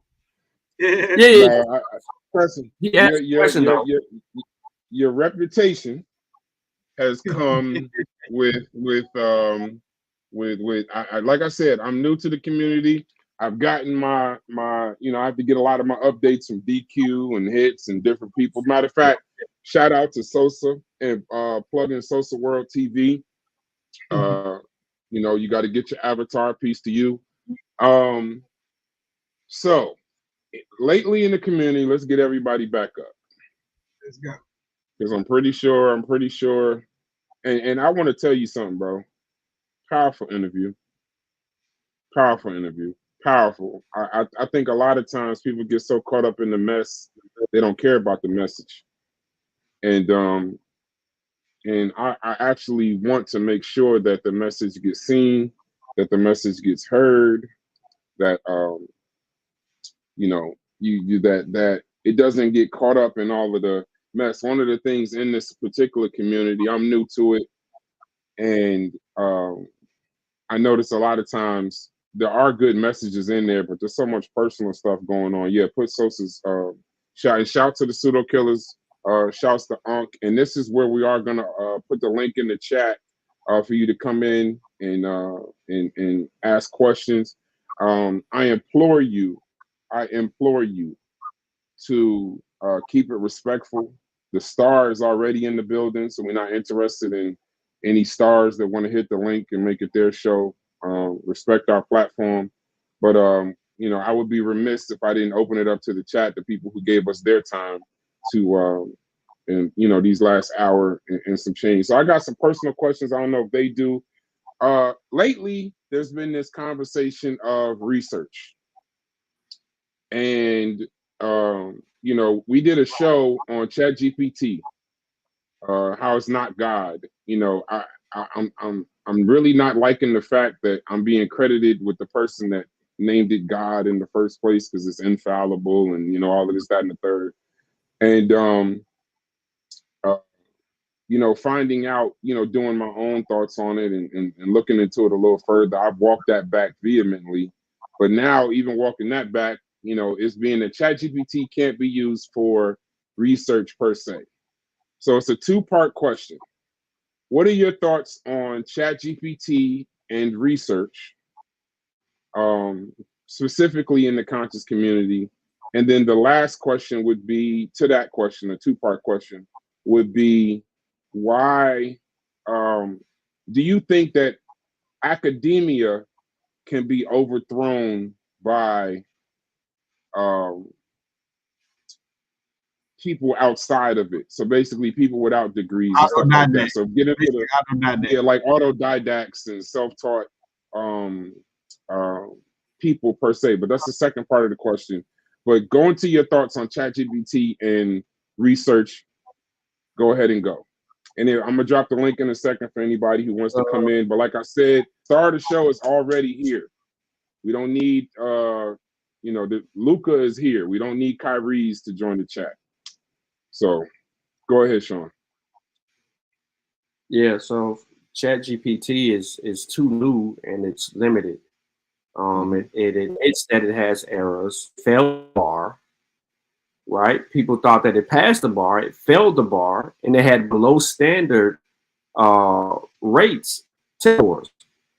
So while they're still trying to work to improve this tool, the old school way is still the best way to obtain and gain your knowledge. Period, point blank, because ChatGPT can make those errors. Can you still hear me? Yes, we can hear you loud and clear. Okay. I kind of froze up a little bit, but it's all right. My computer come back. Okay. So because of that, it's not useful. It handicaps you. It takes you away from where you're supposed to be. This community is about obtaining knowledge, right? And one of your biggest abilities to obtain knowledge is to go out and read the primary, secondary, tertiary sources. Utilize that information and be able to articulate yourself, right? So I'm a proponent of going and go get that real information and reading the entirety of it. And I'm not relying on something that can't properly answer the questions that I ask it, right? As a matter of fact, I don't need a summary. I need to know how your conclusion was reached. ChatGPT can't give me how the conclusion was reached. It's only going to summarize what is being inputted into ChatGPT. And if it's supposed to be a summary, I don't need a summary. Okay. When you're having a conversation with experts, the experts don't want a summary. They want a demonstration. ChatGPT can't do that. So how can we replicate the data that ChatGPT provided to us? You can't count on me, right? You need my evidence. Oh, Sean, I don't believe you. Where is the data? I have to lead you to the data. ChatGPT just don't do that, bro. And I'm froze for a little bit because it's my laptop need to update. But we can hear you though. We can hear you clear. The other part is overthrowing.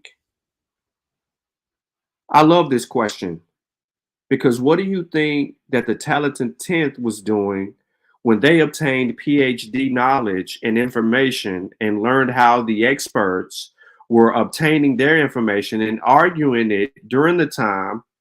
Can you still hear me? Yes, sir. Okay. All right. During the time. All right. So during the time where things wasn't readily available for the masses. So what the talented tip did, those with PhDs, they set aside and got with other people, another group of people, right, that were autodidacts and provided them the tools and resources to be able to argue with experts. Is it right? Is it wrong? It doesn't matter. John Henry Clark, whose name's changed, is not a doctor. He didn't go to school and get a doctorate. He's an honorary doctor. But he did something that helped propel Malcolm X and others and to elevate the argument of African American history, existence, and more, and African history and existence and more on the academic stage. Hey, real quick, I hate to cut your wisdom. Give me 1 second. What did you say about Dr. Clark? He was not a doctor. He never received a doctrine. He got an honorary doctrine. Okay. He's an honorary doctrine. He's not a PhD, okay, right? But we use him in a lot of arguments from the same people that said only the experts can do this, only the experts can do that. That's crazy and wild. So can an autodidact overthrow? An autodidact can propose an argument that can provide balance. An autodidact can provide an argument that can institute elevation and forward thinking to these experts. What I mean by that is if you put me with an expert on the vaccine, why the hell are they agreeing with me when they're the expert? Right. They're supposed to know all of this. I'm not supposed to be and not to say this in a cocky manner, but I'm not supposed to know more than Dr. Cole per se. But she gives me credit for knowing these studies that she ain't even read yet in some instances. She was familiar with, but she hadn't read the data. Okay. So that in itself, right, sets the stage for your question that I'm answering. Okay. And can they overthrow it? What are we looking to overthrow, or are we looking to advance? Right? I think this conversation that's being had in the community where people are leaning too much on the experts and not even doing the work to see how the experts arrive at their conclusions is a problem. But I say that the questions that they're proposing to these experts are giving validity to the conversation and the advancement of that. If it inspires one of those experts to go back in their fields and take a look at these arguments and then make it, and not only make an argument, but propose it to other people, and they're having these backdoor conversations, and we don't know nothing about it until it finally comes out, and then next thing you know, it's published in some article or some journal, and then we're like, hey, this kind of look familiar. This conversation. Right? Because they don't want to listen to us. They don't want to hear us. They want to be the ones that are leading the conversation, influencing the dialogue, publishing the work on the said subject. But we have a voice. If we're doing the same type of training they're doing, now should we go to school and get the doctrine and polish up some of the little small things that might be in the way? Yeah, sure. If anyone has the audacity to go and do that, but all of these experts ain't experts in every field. They're an expert in their field. Okay. That's all I got. So you're kind of talking about cross-domain violation right there, where you're saying, you might be, like for me, I'm a political scientist. Me talking about Egyptology, even though I have that degree, necessarily me talking about Egyptology or anything else, cosmetology, it just wouldn't, just because I have the education in one field, it wouldn't necessarily cross over to the other, essentially. So your methodology, right, could cross over because you're trained. So, but if you're unfamiliar, let's say the methodology was different from your field, it couldn't cross over. because you're only going to use the things that you're trained in, the methods that you're trained in order to arrive at your conclusion according to that data. Okay. But what if someone proposes and says, hey, but you missed a step right here. This is where the problem, this is where you went wrong with the problem. And it was someone like me that pointed it out. Does that say I'm better than you? No.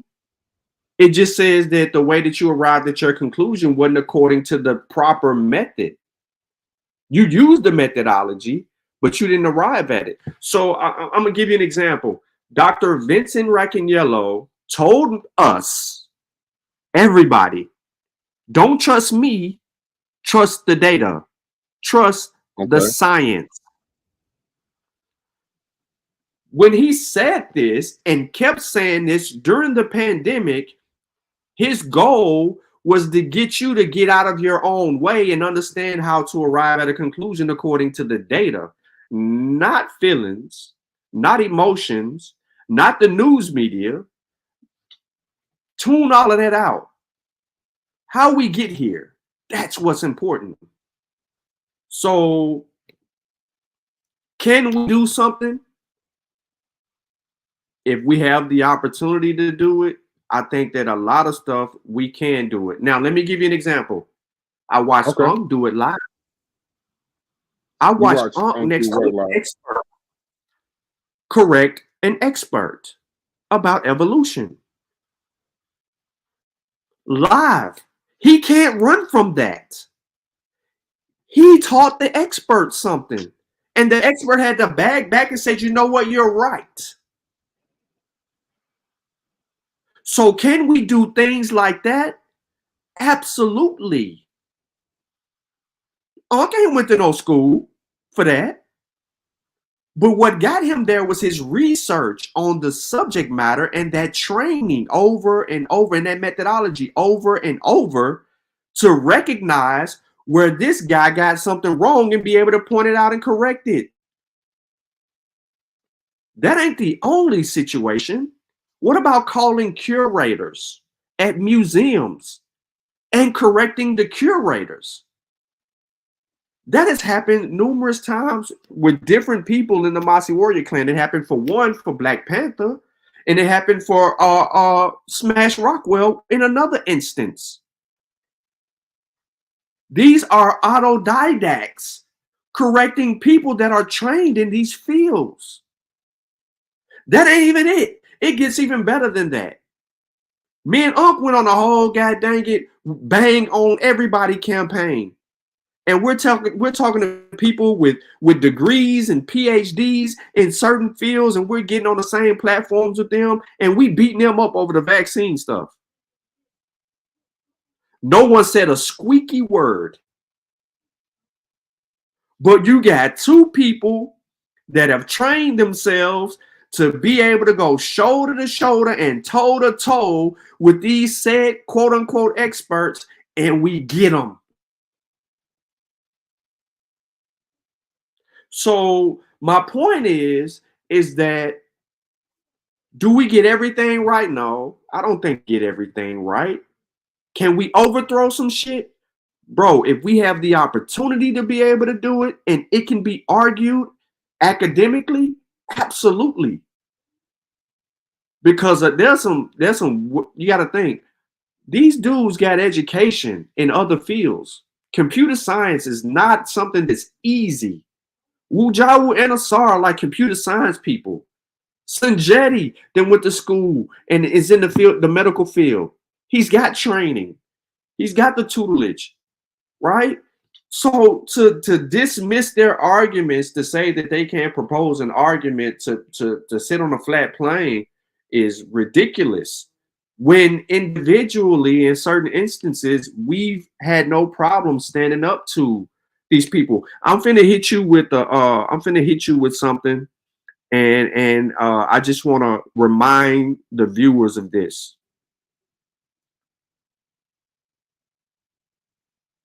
Unk of the Amara Squad, and I'm saying it like this, was in front of thousands of people, and he told these people, he said, the Amara Squad was built One more time. The Armored Raw Squad was built to go fight academia, the experts.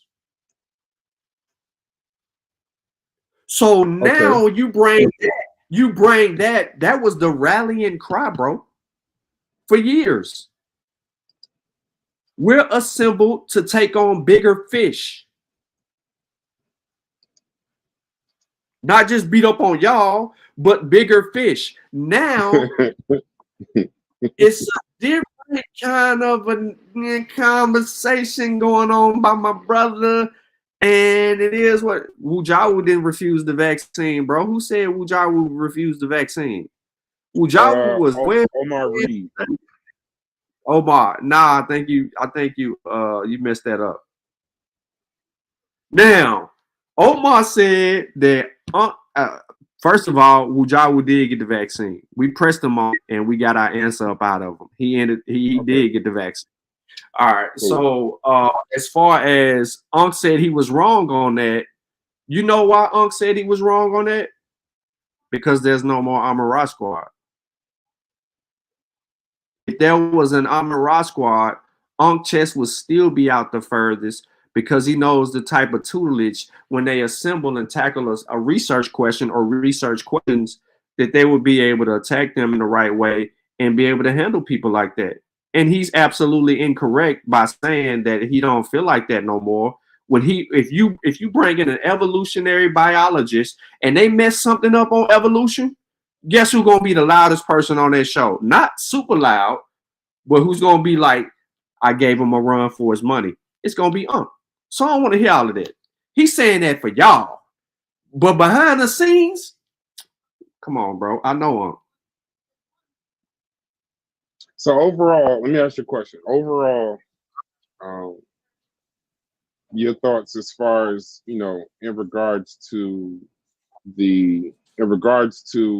quote unquote like what the conscious community is doing now. Now I've been on the panel with Pseudo Killers and a few times in regards to, you know, when they've had experts on the channel. And I never actually saw him push back on it. I'm not saying it didn't happen. I'm just saying I never saw him actually do it. But when he talks about experts, I've seen people that try to overthrow experts with no real, you know, basically their own research. I never actually seen him do it. And I, you know, that I, you know, I don't know. That'd be interesting to see. You have to propose research questions that would put, okay, you would have to, when you're dealing with experts, you would have to pose research questions that they didn't consider in their research because it wasn't a part of their initial intent in their research. What I mean by that is this. So let's say that expert A set out to answer a question like how to build a house, right? So when he goes in to do his demonstration on how to build a house and what it takes and requires to build a house, his primary focus is on building that house, right? So whether it's from the plumbing to the plumbing to the AC, whatever the case is, the full totality of the house, the foundation, all of that, right? But he can't get to the point of building a house without relying on the people who come out here and irrigate the land to help him build his house on. So if they irrigate the land and then he feels like he can build his house on that land, and the people that irrigated it are telling him, don't do that, is he going to rely on the information they provided or through his expertise and say, I can handle this? Now, the people that irrigated this, the people that came through, did all the digging, all of that, knows that there's some type of flood that comes through that messes this whole thing up, that could mess up the foundation of the house. He don't even consider their knowledge because he felt like he's the expert in building a house. If you don't take that knowledge into consideration, it overthrows everything. That's what you have to do with an expert. you already know that they're thinking of 10,000 different things. But what is it that they're not thinking of? And what I mean by that is this. I'm going to flip it now. Okay. When you have an American linguist, European American linguist, dealing with a language phylum in Africa or language families in Africa, and not once consider the people on the continent in constructing these language phylums, that's a problem. So you're telling me that they're not good enough to do that same work, deconstruct, do that same work, and stand on their own two when it comes to that. So we're going to give up agency on our own languages, and we're going to take credence to someone in America that ain't never stepped foot over here and done any research or walked around the continent and talked to the people.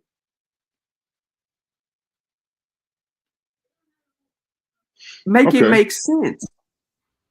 Okay. Ain't nothing black, ain't nothing I said blackology. Not one thing that I said is blackology. Because what you don't know is I follow the data. F who you are and what you look like. I argue with black people, white people, red people, green people, blue people, my own people, and the ops.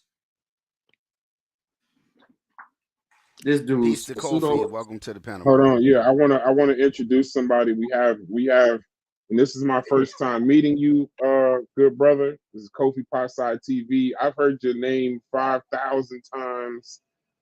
This is the first time I've actually got a chance to meet you, so salute to you. Welcome to the panel. You're on mute.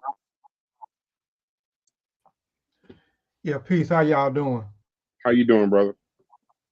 I'm doing well, man. I ain't got a question, man. I just wanted to jump on here. I don't jump on everybody's panels, and but I just wanted to jump on to support Sean.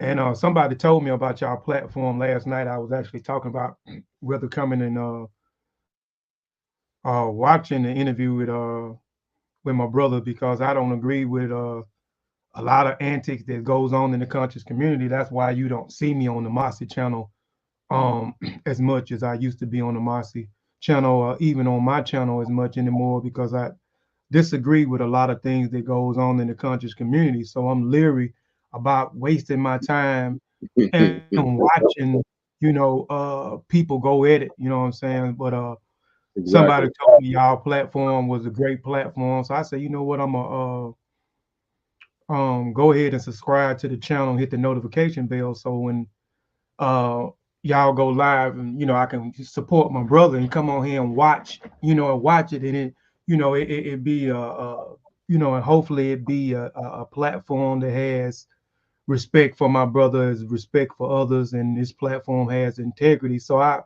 just me watching the entire time, I just want to just say, man, I appreciate your platform for the most part. The people in the chat is very respectful, very supportive, very open, you know what I'm saying? So I just want to say, man, I appreciate y'all for having Sean on, man. Appreciate y'all for having this platform of integrity and respect. I think one of the things that we strive to do is kind of be a bit of a kind of like a open place, and to kind of get the message out. In my, I've only been basically involved in this community for the past, I don't know, couple months, 4 or 5 months. And one of the things I recognized, I wanted to dip and dab and get involved in these conversations. And the first thing that I realized is it's just so much mess that the messages are getting lost. And these messages are positive messages, but that they are, quote unquote, there's so much personal stuff going on. There's so much back and forth arguing going on that these messages are quote unquote, I don't know, they're just getting lost. So we want to just have people come out, speak their truth, speak what they want to say, and in a respectful manner, in a calm manner, and then the back and forth and stuff. We don't get involved in that.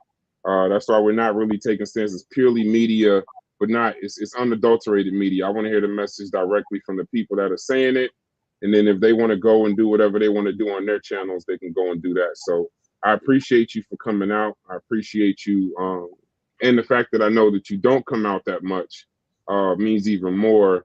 And real quick, before we move on to the rest of the interview, tell me a little bit about the book. We put the link in the chat before. What's the title of that book again? Acting on Your Dreams and Your Vision. Okay, talk to me a little bit about that book if you don't mind. Well, this book is a collaboratory effort between, I have a podcast called the Griots Podcast, and my co-host, Shanathan Palador and Dr. Ashley Wade. We put together this book just to inspire people about acting on your dreams. A lot of times, as we become adults, and even as we transition and becoming adults, our parents help us kill our dreams. So we end up killing our dreams and stop dreaming about and stop and envision ourselves being in a place that we see fit for ourselves and see fit for our family to be in. So we wrote something for the neophytes and even people who are, have fear or just jumping out there and taking a risk or taking a chance on themselves or investing in themselves to perpetuate themselves where they need to be to perpetuate their family and their community by giving them opportunities. So it's just like an inspirational book, giving you step by step. If you don't understand what dreams and visions are, we explain what dreams and visions are. We give you how to take your dreams and turn them into goals, which is goals is nothing but an action plan on arriving to the results of your dreams or multiple dreams that you have. So we walk you through a step-by-step plan on how you can actually reach those dreams.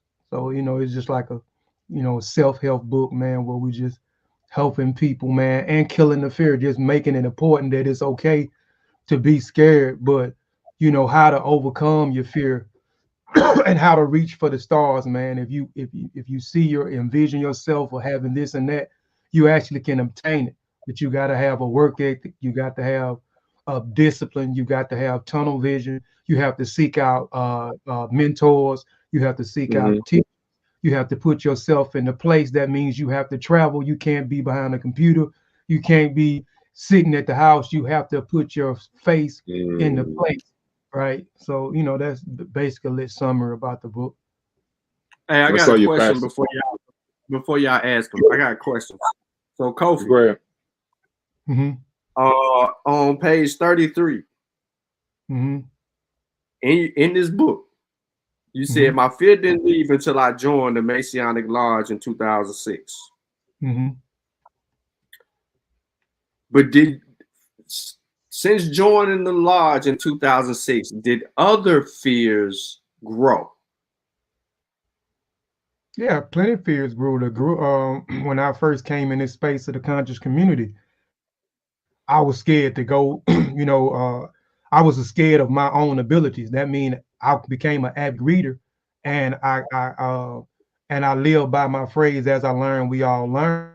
And as you mentioned, the Talented 10, or we talk about the American Negro Academy or the African Academy. I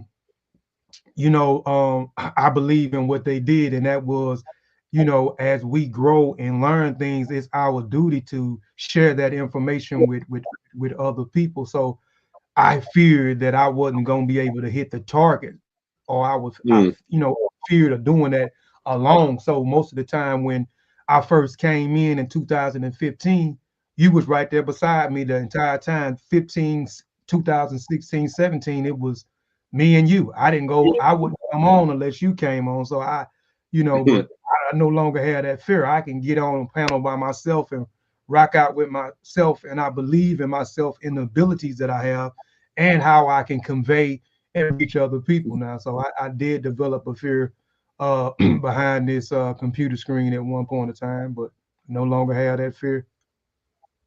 You don't have a fear talking in front of the public no more either. Huh? I said you don't have that fear no more either. Talking in public, you'll stand up and talk now. Yeah, I stand up and talk. And don't give a damn who in the room. Arab, Pakistani, Korean, European. So yeah.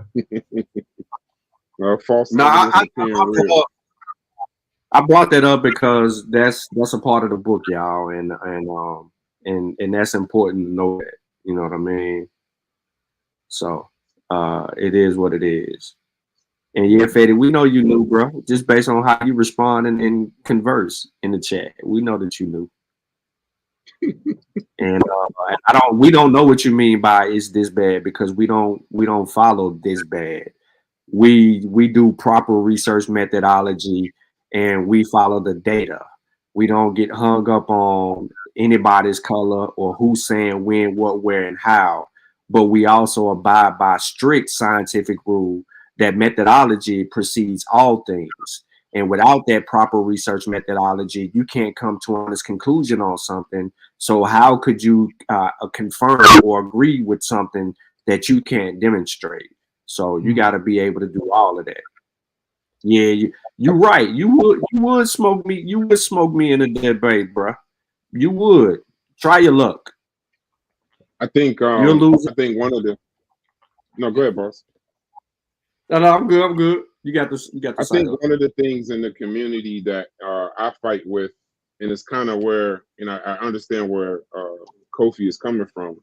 One of the things, and part of the reason why I even started a channel is because I would find myself in a lot of these conversations and people weren't really listening. They were just, listening to speak, or they were trying to key in on a word that I said that didn't ring well, or, whatever. And a lot of the gotcha stuff, clip them up and, I just want to catch you not listening to really what I'm saying. So that's kind of why we created Try Media, to have an open conversation. There'll be contention, sometimes discourse. I studied debate in college, so I understand where discourse can kind of go. But at the end, I always ask the question, there's a means to an end, but what is the end? What is the end? What are we trying to get to? When we're all done talking and done doing all of this stuff on these YouTube platforms or whatever, what is the end game? What is I asked a couple people before, what does a win look like in these conversations that y'all having every day? What does that win look like? And if you do get to that win, are you going to keep talking about it? Are you just gonna go on and on and on? And that's why I wanted to get out things like, things that are important to me, the Dr. Fauci hearings, the Chat GPT, is it really, research these things. So, trust me, even being new, there's already within a few months, there's certain people I will not have a conversation with, there's certain channels I just don't watch. Matter of fact, in order to create clean content, I rarely watch anybody else's content. I will, you'll see me, I'll put peace to the chat, like and subscribe and support what you're trying to do. But as far as sitting there for 9, 10, 12 hours trying to figure out, what person you're talking about versus what topic you're talking about, or what you're trying to get across, I'll just kind of, just build my brand and keep it clean. So I appreciate you. You seem like somebody that doesn't necessarily follow everyone. And the fact that you followed us, I really appreciate that. But as far as my questions for Shawn, that was it. I wanted to hear about your thoughts on the Dr. Fauci hearings. I wanted to hear your thoughts about ChatGPT and research. I wanted to plug the book. We have the Same Tree, Different Branch Publishing on the screen right now. I want to show a little bit about that. But DQ and Hits, if y'all want to ask a few questions before we wrap up, definitely go ahead and get it in and speak your piece. I'm going to look through this website while y'all talk. No, definitely thanks to the brothers for coming on the panel.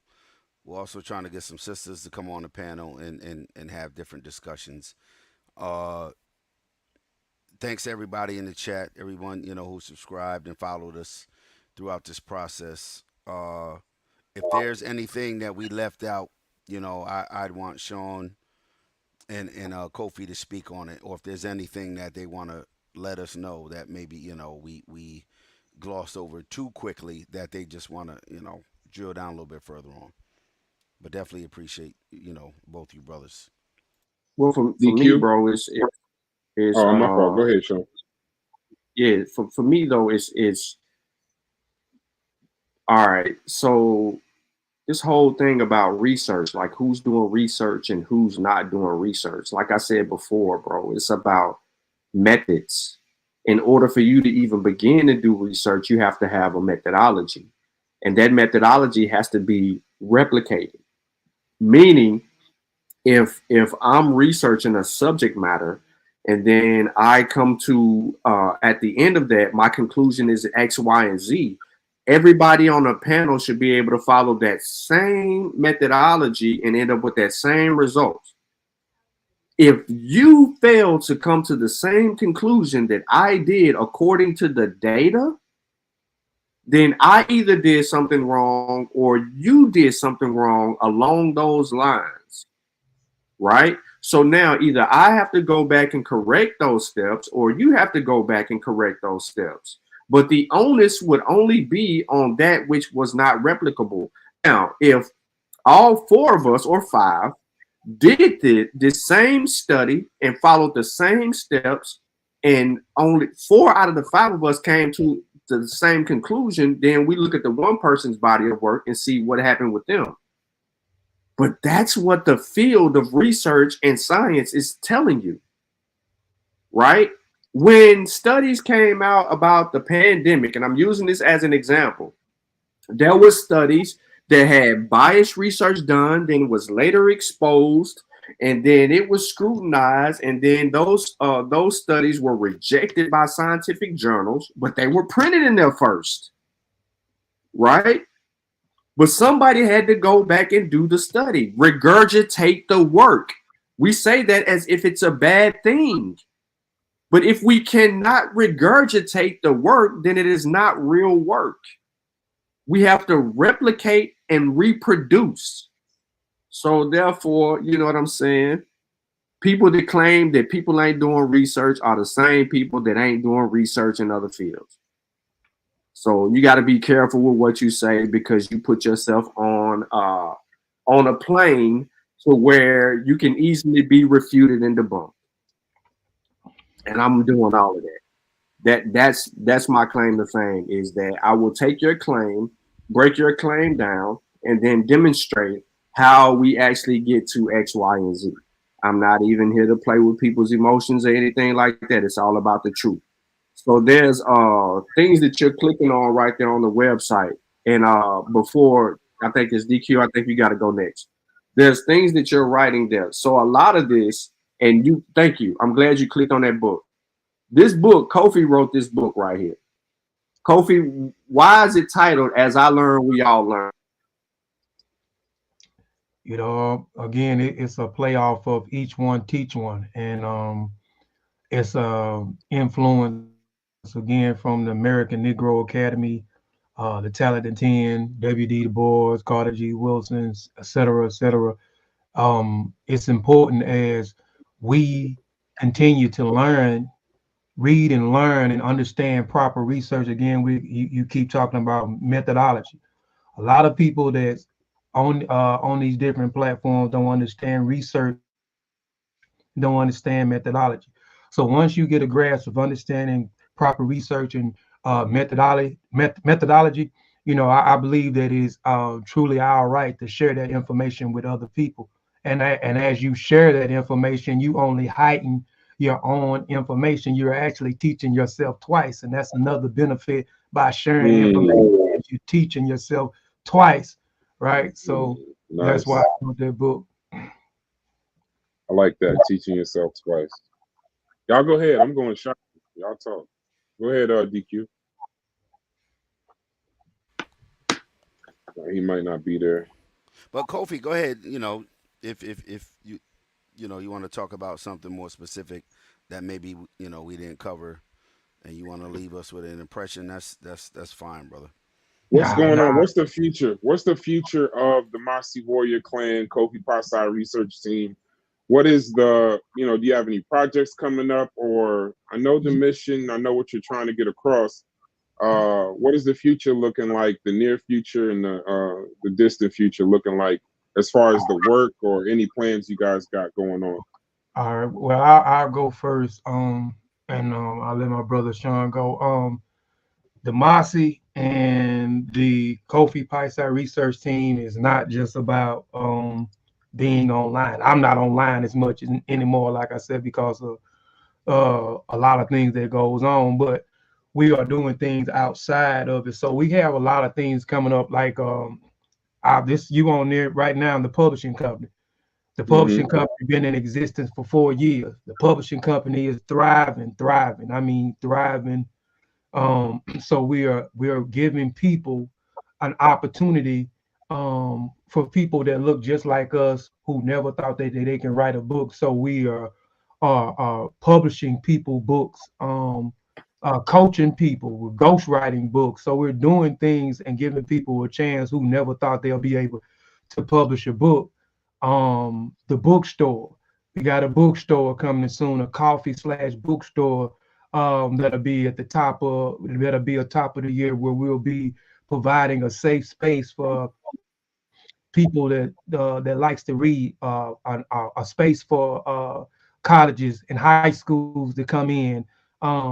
We're building institutions, right? We're trying to build some learning institutions. We're trying to provide some beneficial services for people. So we're definitely, we're about the work. We're not about the talking. We're not about the sunning each other. We're not about the egos. We're about the work. So that's mostly in a nutshell right now, is continue to provide beneficial services for people in the literary world, and also to provide a safe space and institution for our kids, for avid readers, for people in the literature space, in the educational space. So before I go, Kofi, what's up with the bookstore, studio, et cetera, et cetera? What's going on? What's the word on that? We right now we still, I'm kind of conflicted. Well, I already got the distribution, so we got the distribution locked down already. So the only thing we're looking for, we're looking for a correct space. I know me and you talked a while back, and somebody else I talked to, actually another guy who had kind of gave me some of the same advice that you gave me as far as getting those containers. So yeah, we may be in the process of that, but I also have a building. Right now, I guess we in talks with the owner right now for the building. The only thing that I don't like, the building space, is the parking lot. I need something that has parking lot as well as a big space.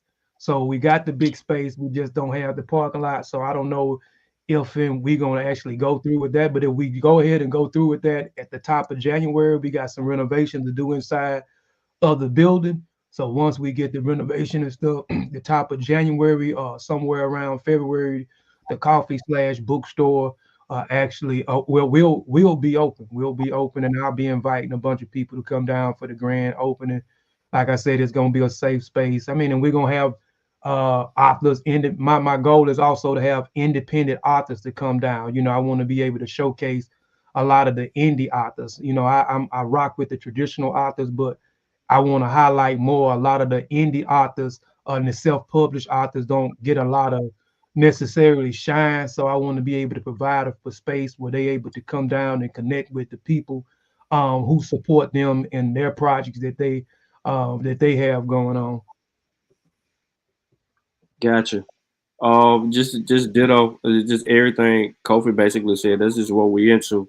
Still producing our work, our literature, being able to educate and edify, handling, still handling business, fighting for the hearts and minds of our African brothers and sisters throughout the diaspora, and continue to improve our tools. And what I mean by our tools, the tools that we have to be able to fight these battles. Everybody's always got to keep learning, keep growing, and keep developing.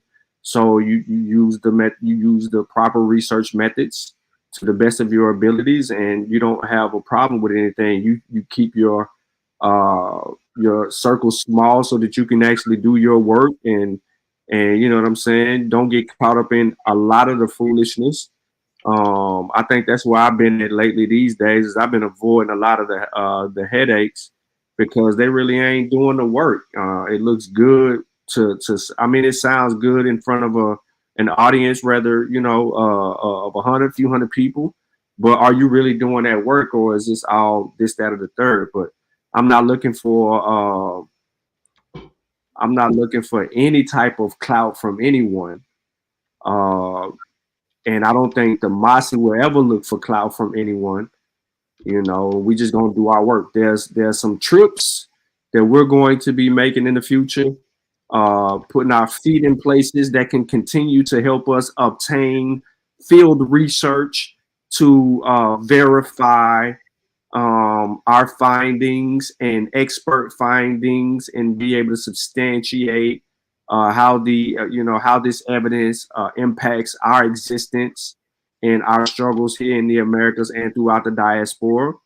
And you know, there's some stuff that we got up our sleeve that we ain't saying to everybody, but we just gonna keep our head down the dirt. And then when it's time to expose it, it'll be exposed and made available to our people, because ultimately that's our biggest interest is for the hearts and minds of our people. Well, you should have seen the order. I practice what I preach. I support all Black business. So you should have seen the order. You know, I think you know, it's funny, Sean. I'm gonna disclose this so you don't kill me. Maybe you kill me on another show. But I am most certainly a Black Republican. It's funny when you brought it up. I was like, oh boy, here we go. And then Hits tried to kill me in the chat, but I killed him on that one rather quick. But I don't like Republicans. This no, I'm just saying, you know, I'm just putting it out there. But you know, one of the things that I do love and respect is, you know, Black business. You know, it's a controversial statement, but you know, one of the ways that I help the poor, besides philanthropy, but one of the ways that I help the poor is to make sure that me or my family do not become one of them. And literally put myself in a position where I see a Black business, I want to make sure that whether I even read the books, you know, these books that I purchase, I can't read every book that I purchase, but I will put them in the hands of people that do. And I'll take the ones that, you know, after I highlight it and put my name in it, these are the gifts I give my nieces and nephews. So you will be, after I read the book, you'll be a gift to one of my nieces and nephews, highlighted so they can understand, you know, where their uncle is coming from. But I put our order in. You know, I want to make sure that no matter how it looks and no matter how things go, people like to put a lot of cap in their raps. But anybody who knows me in the short time, you know me, I put my money where my mouth is. So that's why I want to do that order live on TV. You know, I want to make sure that you plug all of the products, make sure you plug everything that you got going on. We need a website that's coming up. So I'm going to hit the chat in a second or leave your information, because we're interested in website design.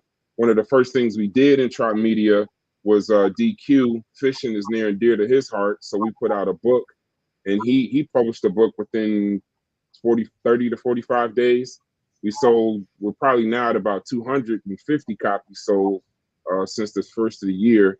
So, you know, I love it when Kofi said, you know, it's not all about what you do on YouTube, it's your boots on the ground and the work that you do that you get to stand on, not all these shows and stuff like that. So I really appreciate y'all time. For this to be the first interview, and I could look up 10 years from now, we'll be at episode 1,000 or whatever interview, this, that, and the other. We're going to start a Legend series also. I appreciate Sean. I appreciate you for coming out, because you literally just came out just on the word. I want to really tell people what you're skipping, but I don't like to put people's business out. But you're skipping an event to do this show. Huh? Yeah, my grandmother's 85th birthday, man. My grandmother turned 85, so you know, the event started at 3 p.m. our time. But family, and you know how family do, we get together, we together. But yeah. So I came out to knock this out. Yeah. Man, the fact that you did that, that means a lot to me. I'm a person who I recently lost my grandmother. It's funny you said 85. My grandmother just passed away at 95. I just got back from the funeral not even 2 weeks ago. That's why when you said it, I probably paused a little bit because, you know, the fact that you did that to come give information to the people, you know, that's the legacy you lead. That's why on the flyer I put your history and your legacy. So I want to give a shout out to you. I want to give a shout out to MOSSI Warrior Clan. I want to say the Kofi Pasai research team, but I got them on the panel. So I give a shout out to you. You're one person in this community I've never seen before. I've heard your name from Brother Unc at least 80 times. The Kofi Pasai research team. Kofi Pasai, it's almost like a one word. All of that is one word. You said it so much. And but I appreciate finally getting a chance to meet you. I can't wait for those books to come in. Hit me up in the back chat about the website design. That's something that we're looking into right now. We're actually starting a publishing thing, and I've always believed that people at the bottom compete, people at the top collaborate. So if we can collaborate and do anything, or actually sit down and maybe you guys do a consultation, you know, and we do a consultation for like an hour or two of your time, paid obviously. I want to make sure no on-the-arm business that kills the Black community, all the favors and all of that. Get together and show us about setting up a publishing company, setting up a website. You know, I believe in vertical integration, and that's what we do over here at Tri Media. I would be remiss, because I saw his name in the chat, if I didn't give a shout out to Brother Unc and the Pseudo Killer family. Much respect to y'all.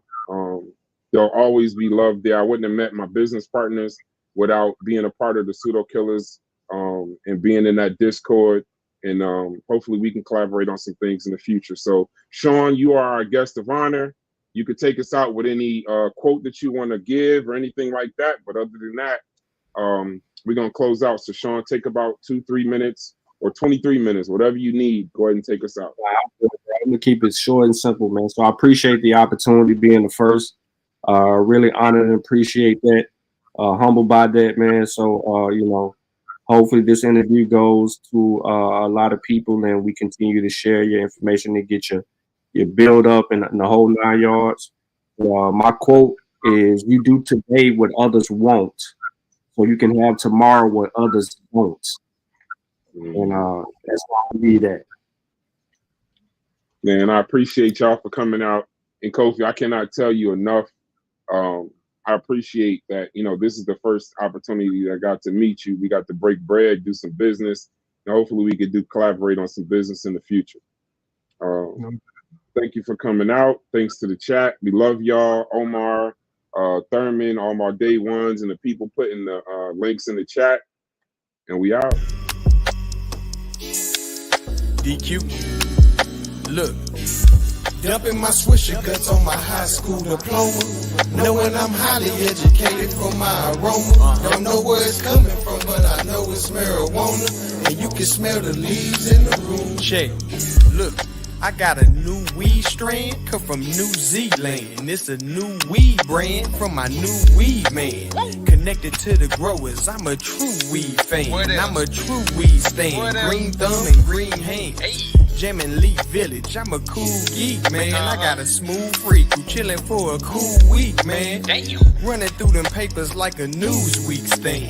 Cause all my cushions fuckier than Juneteenth bands. I'm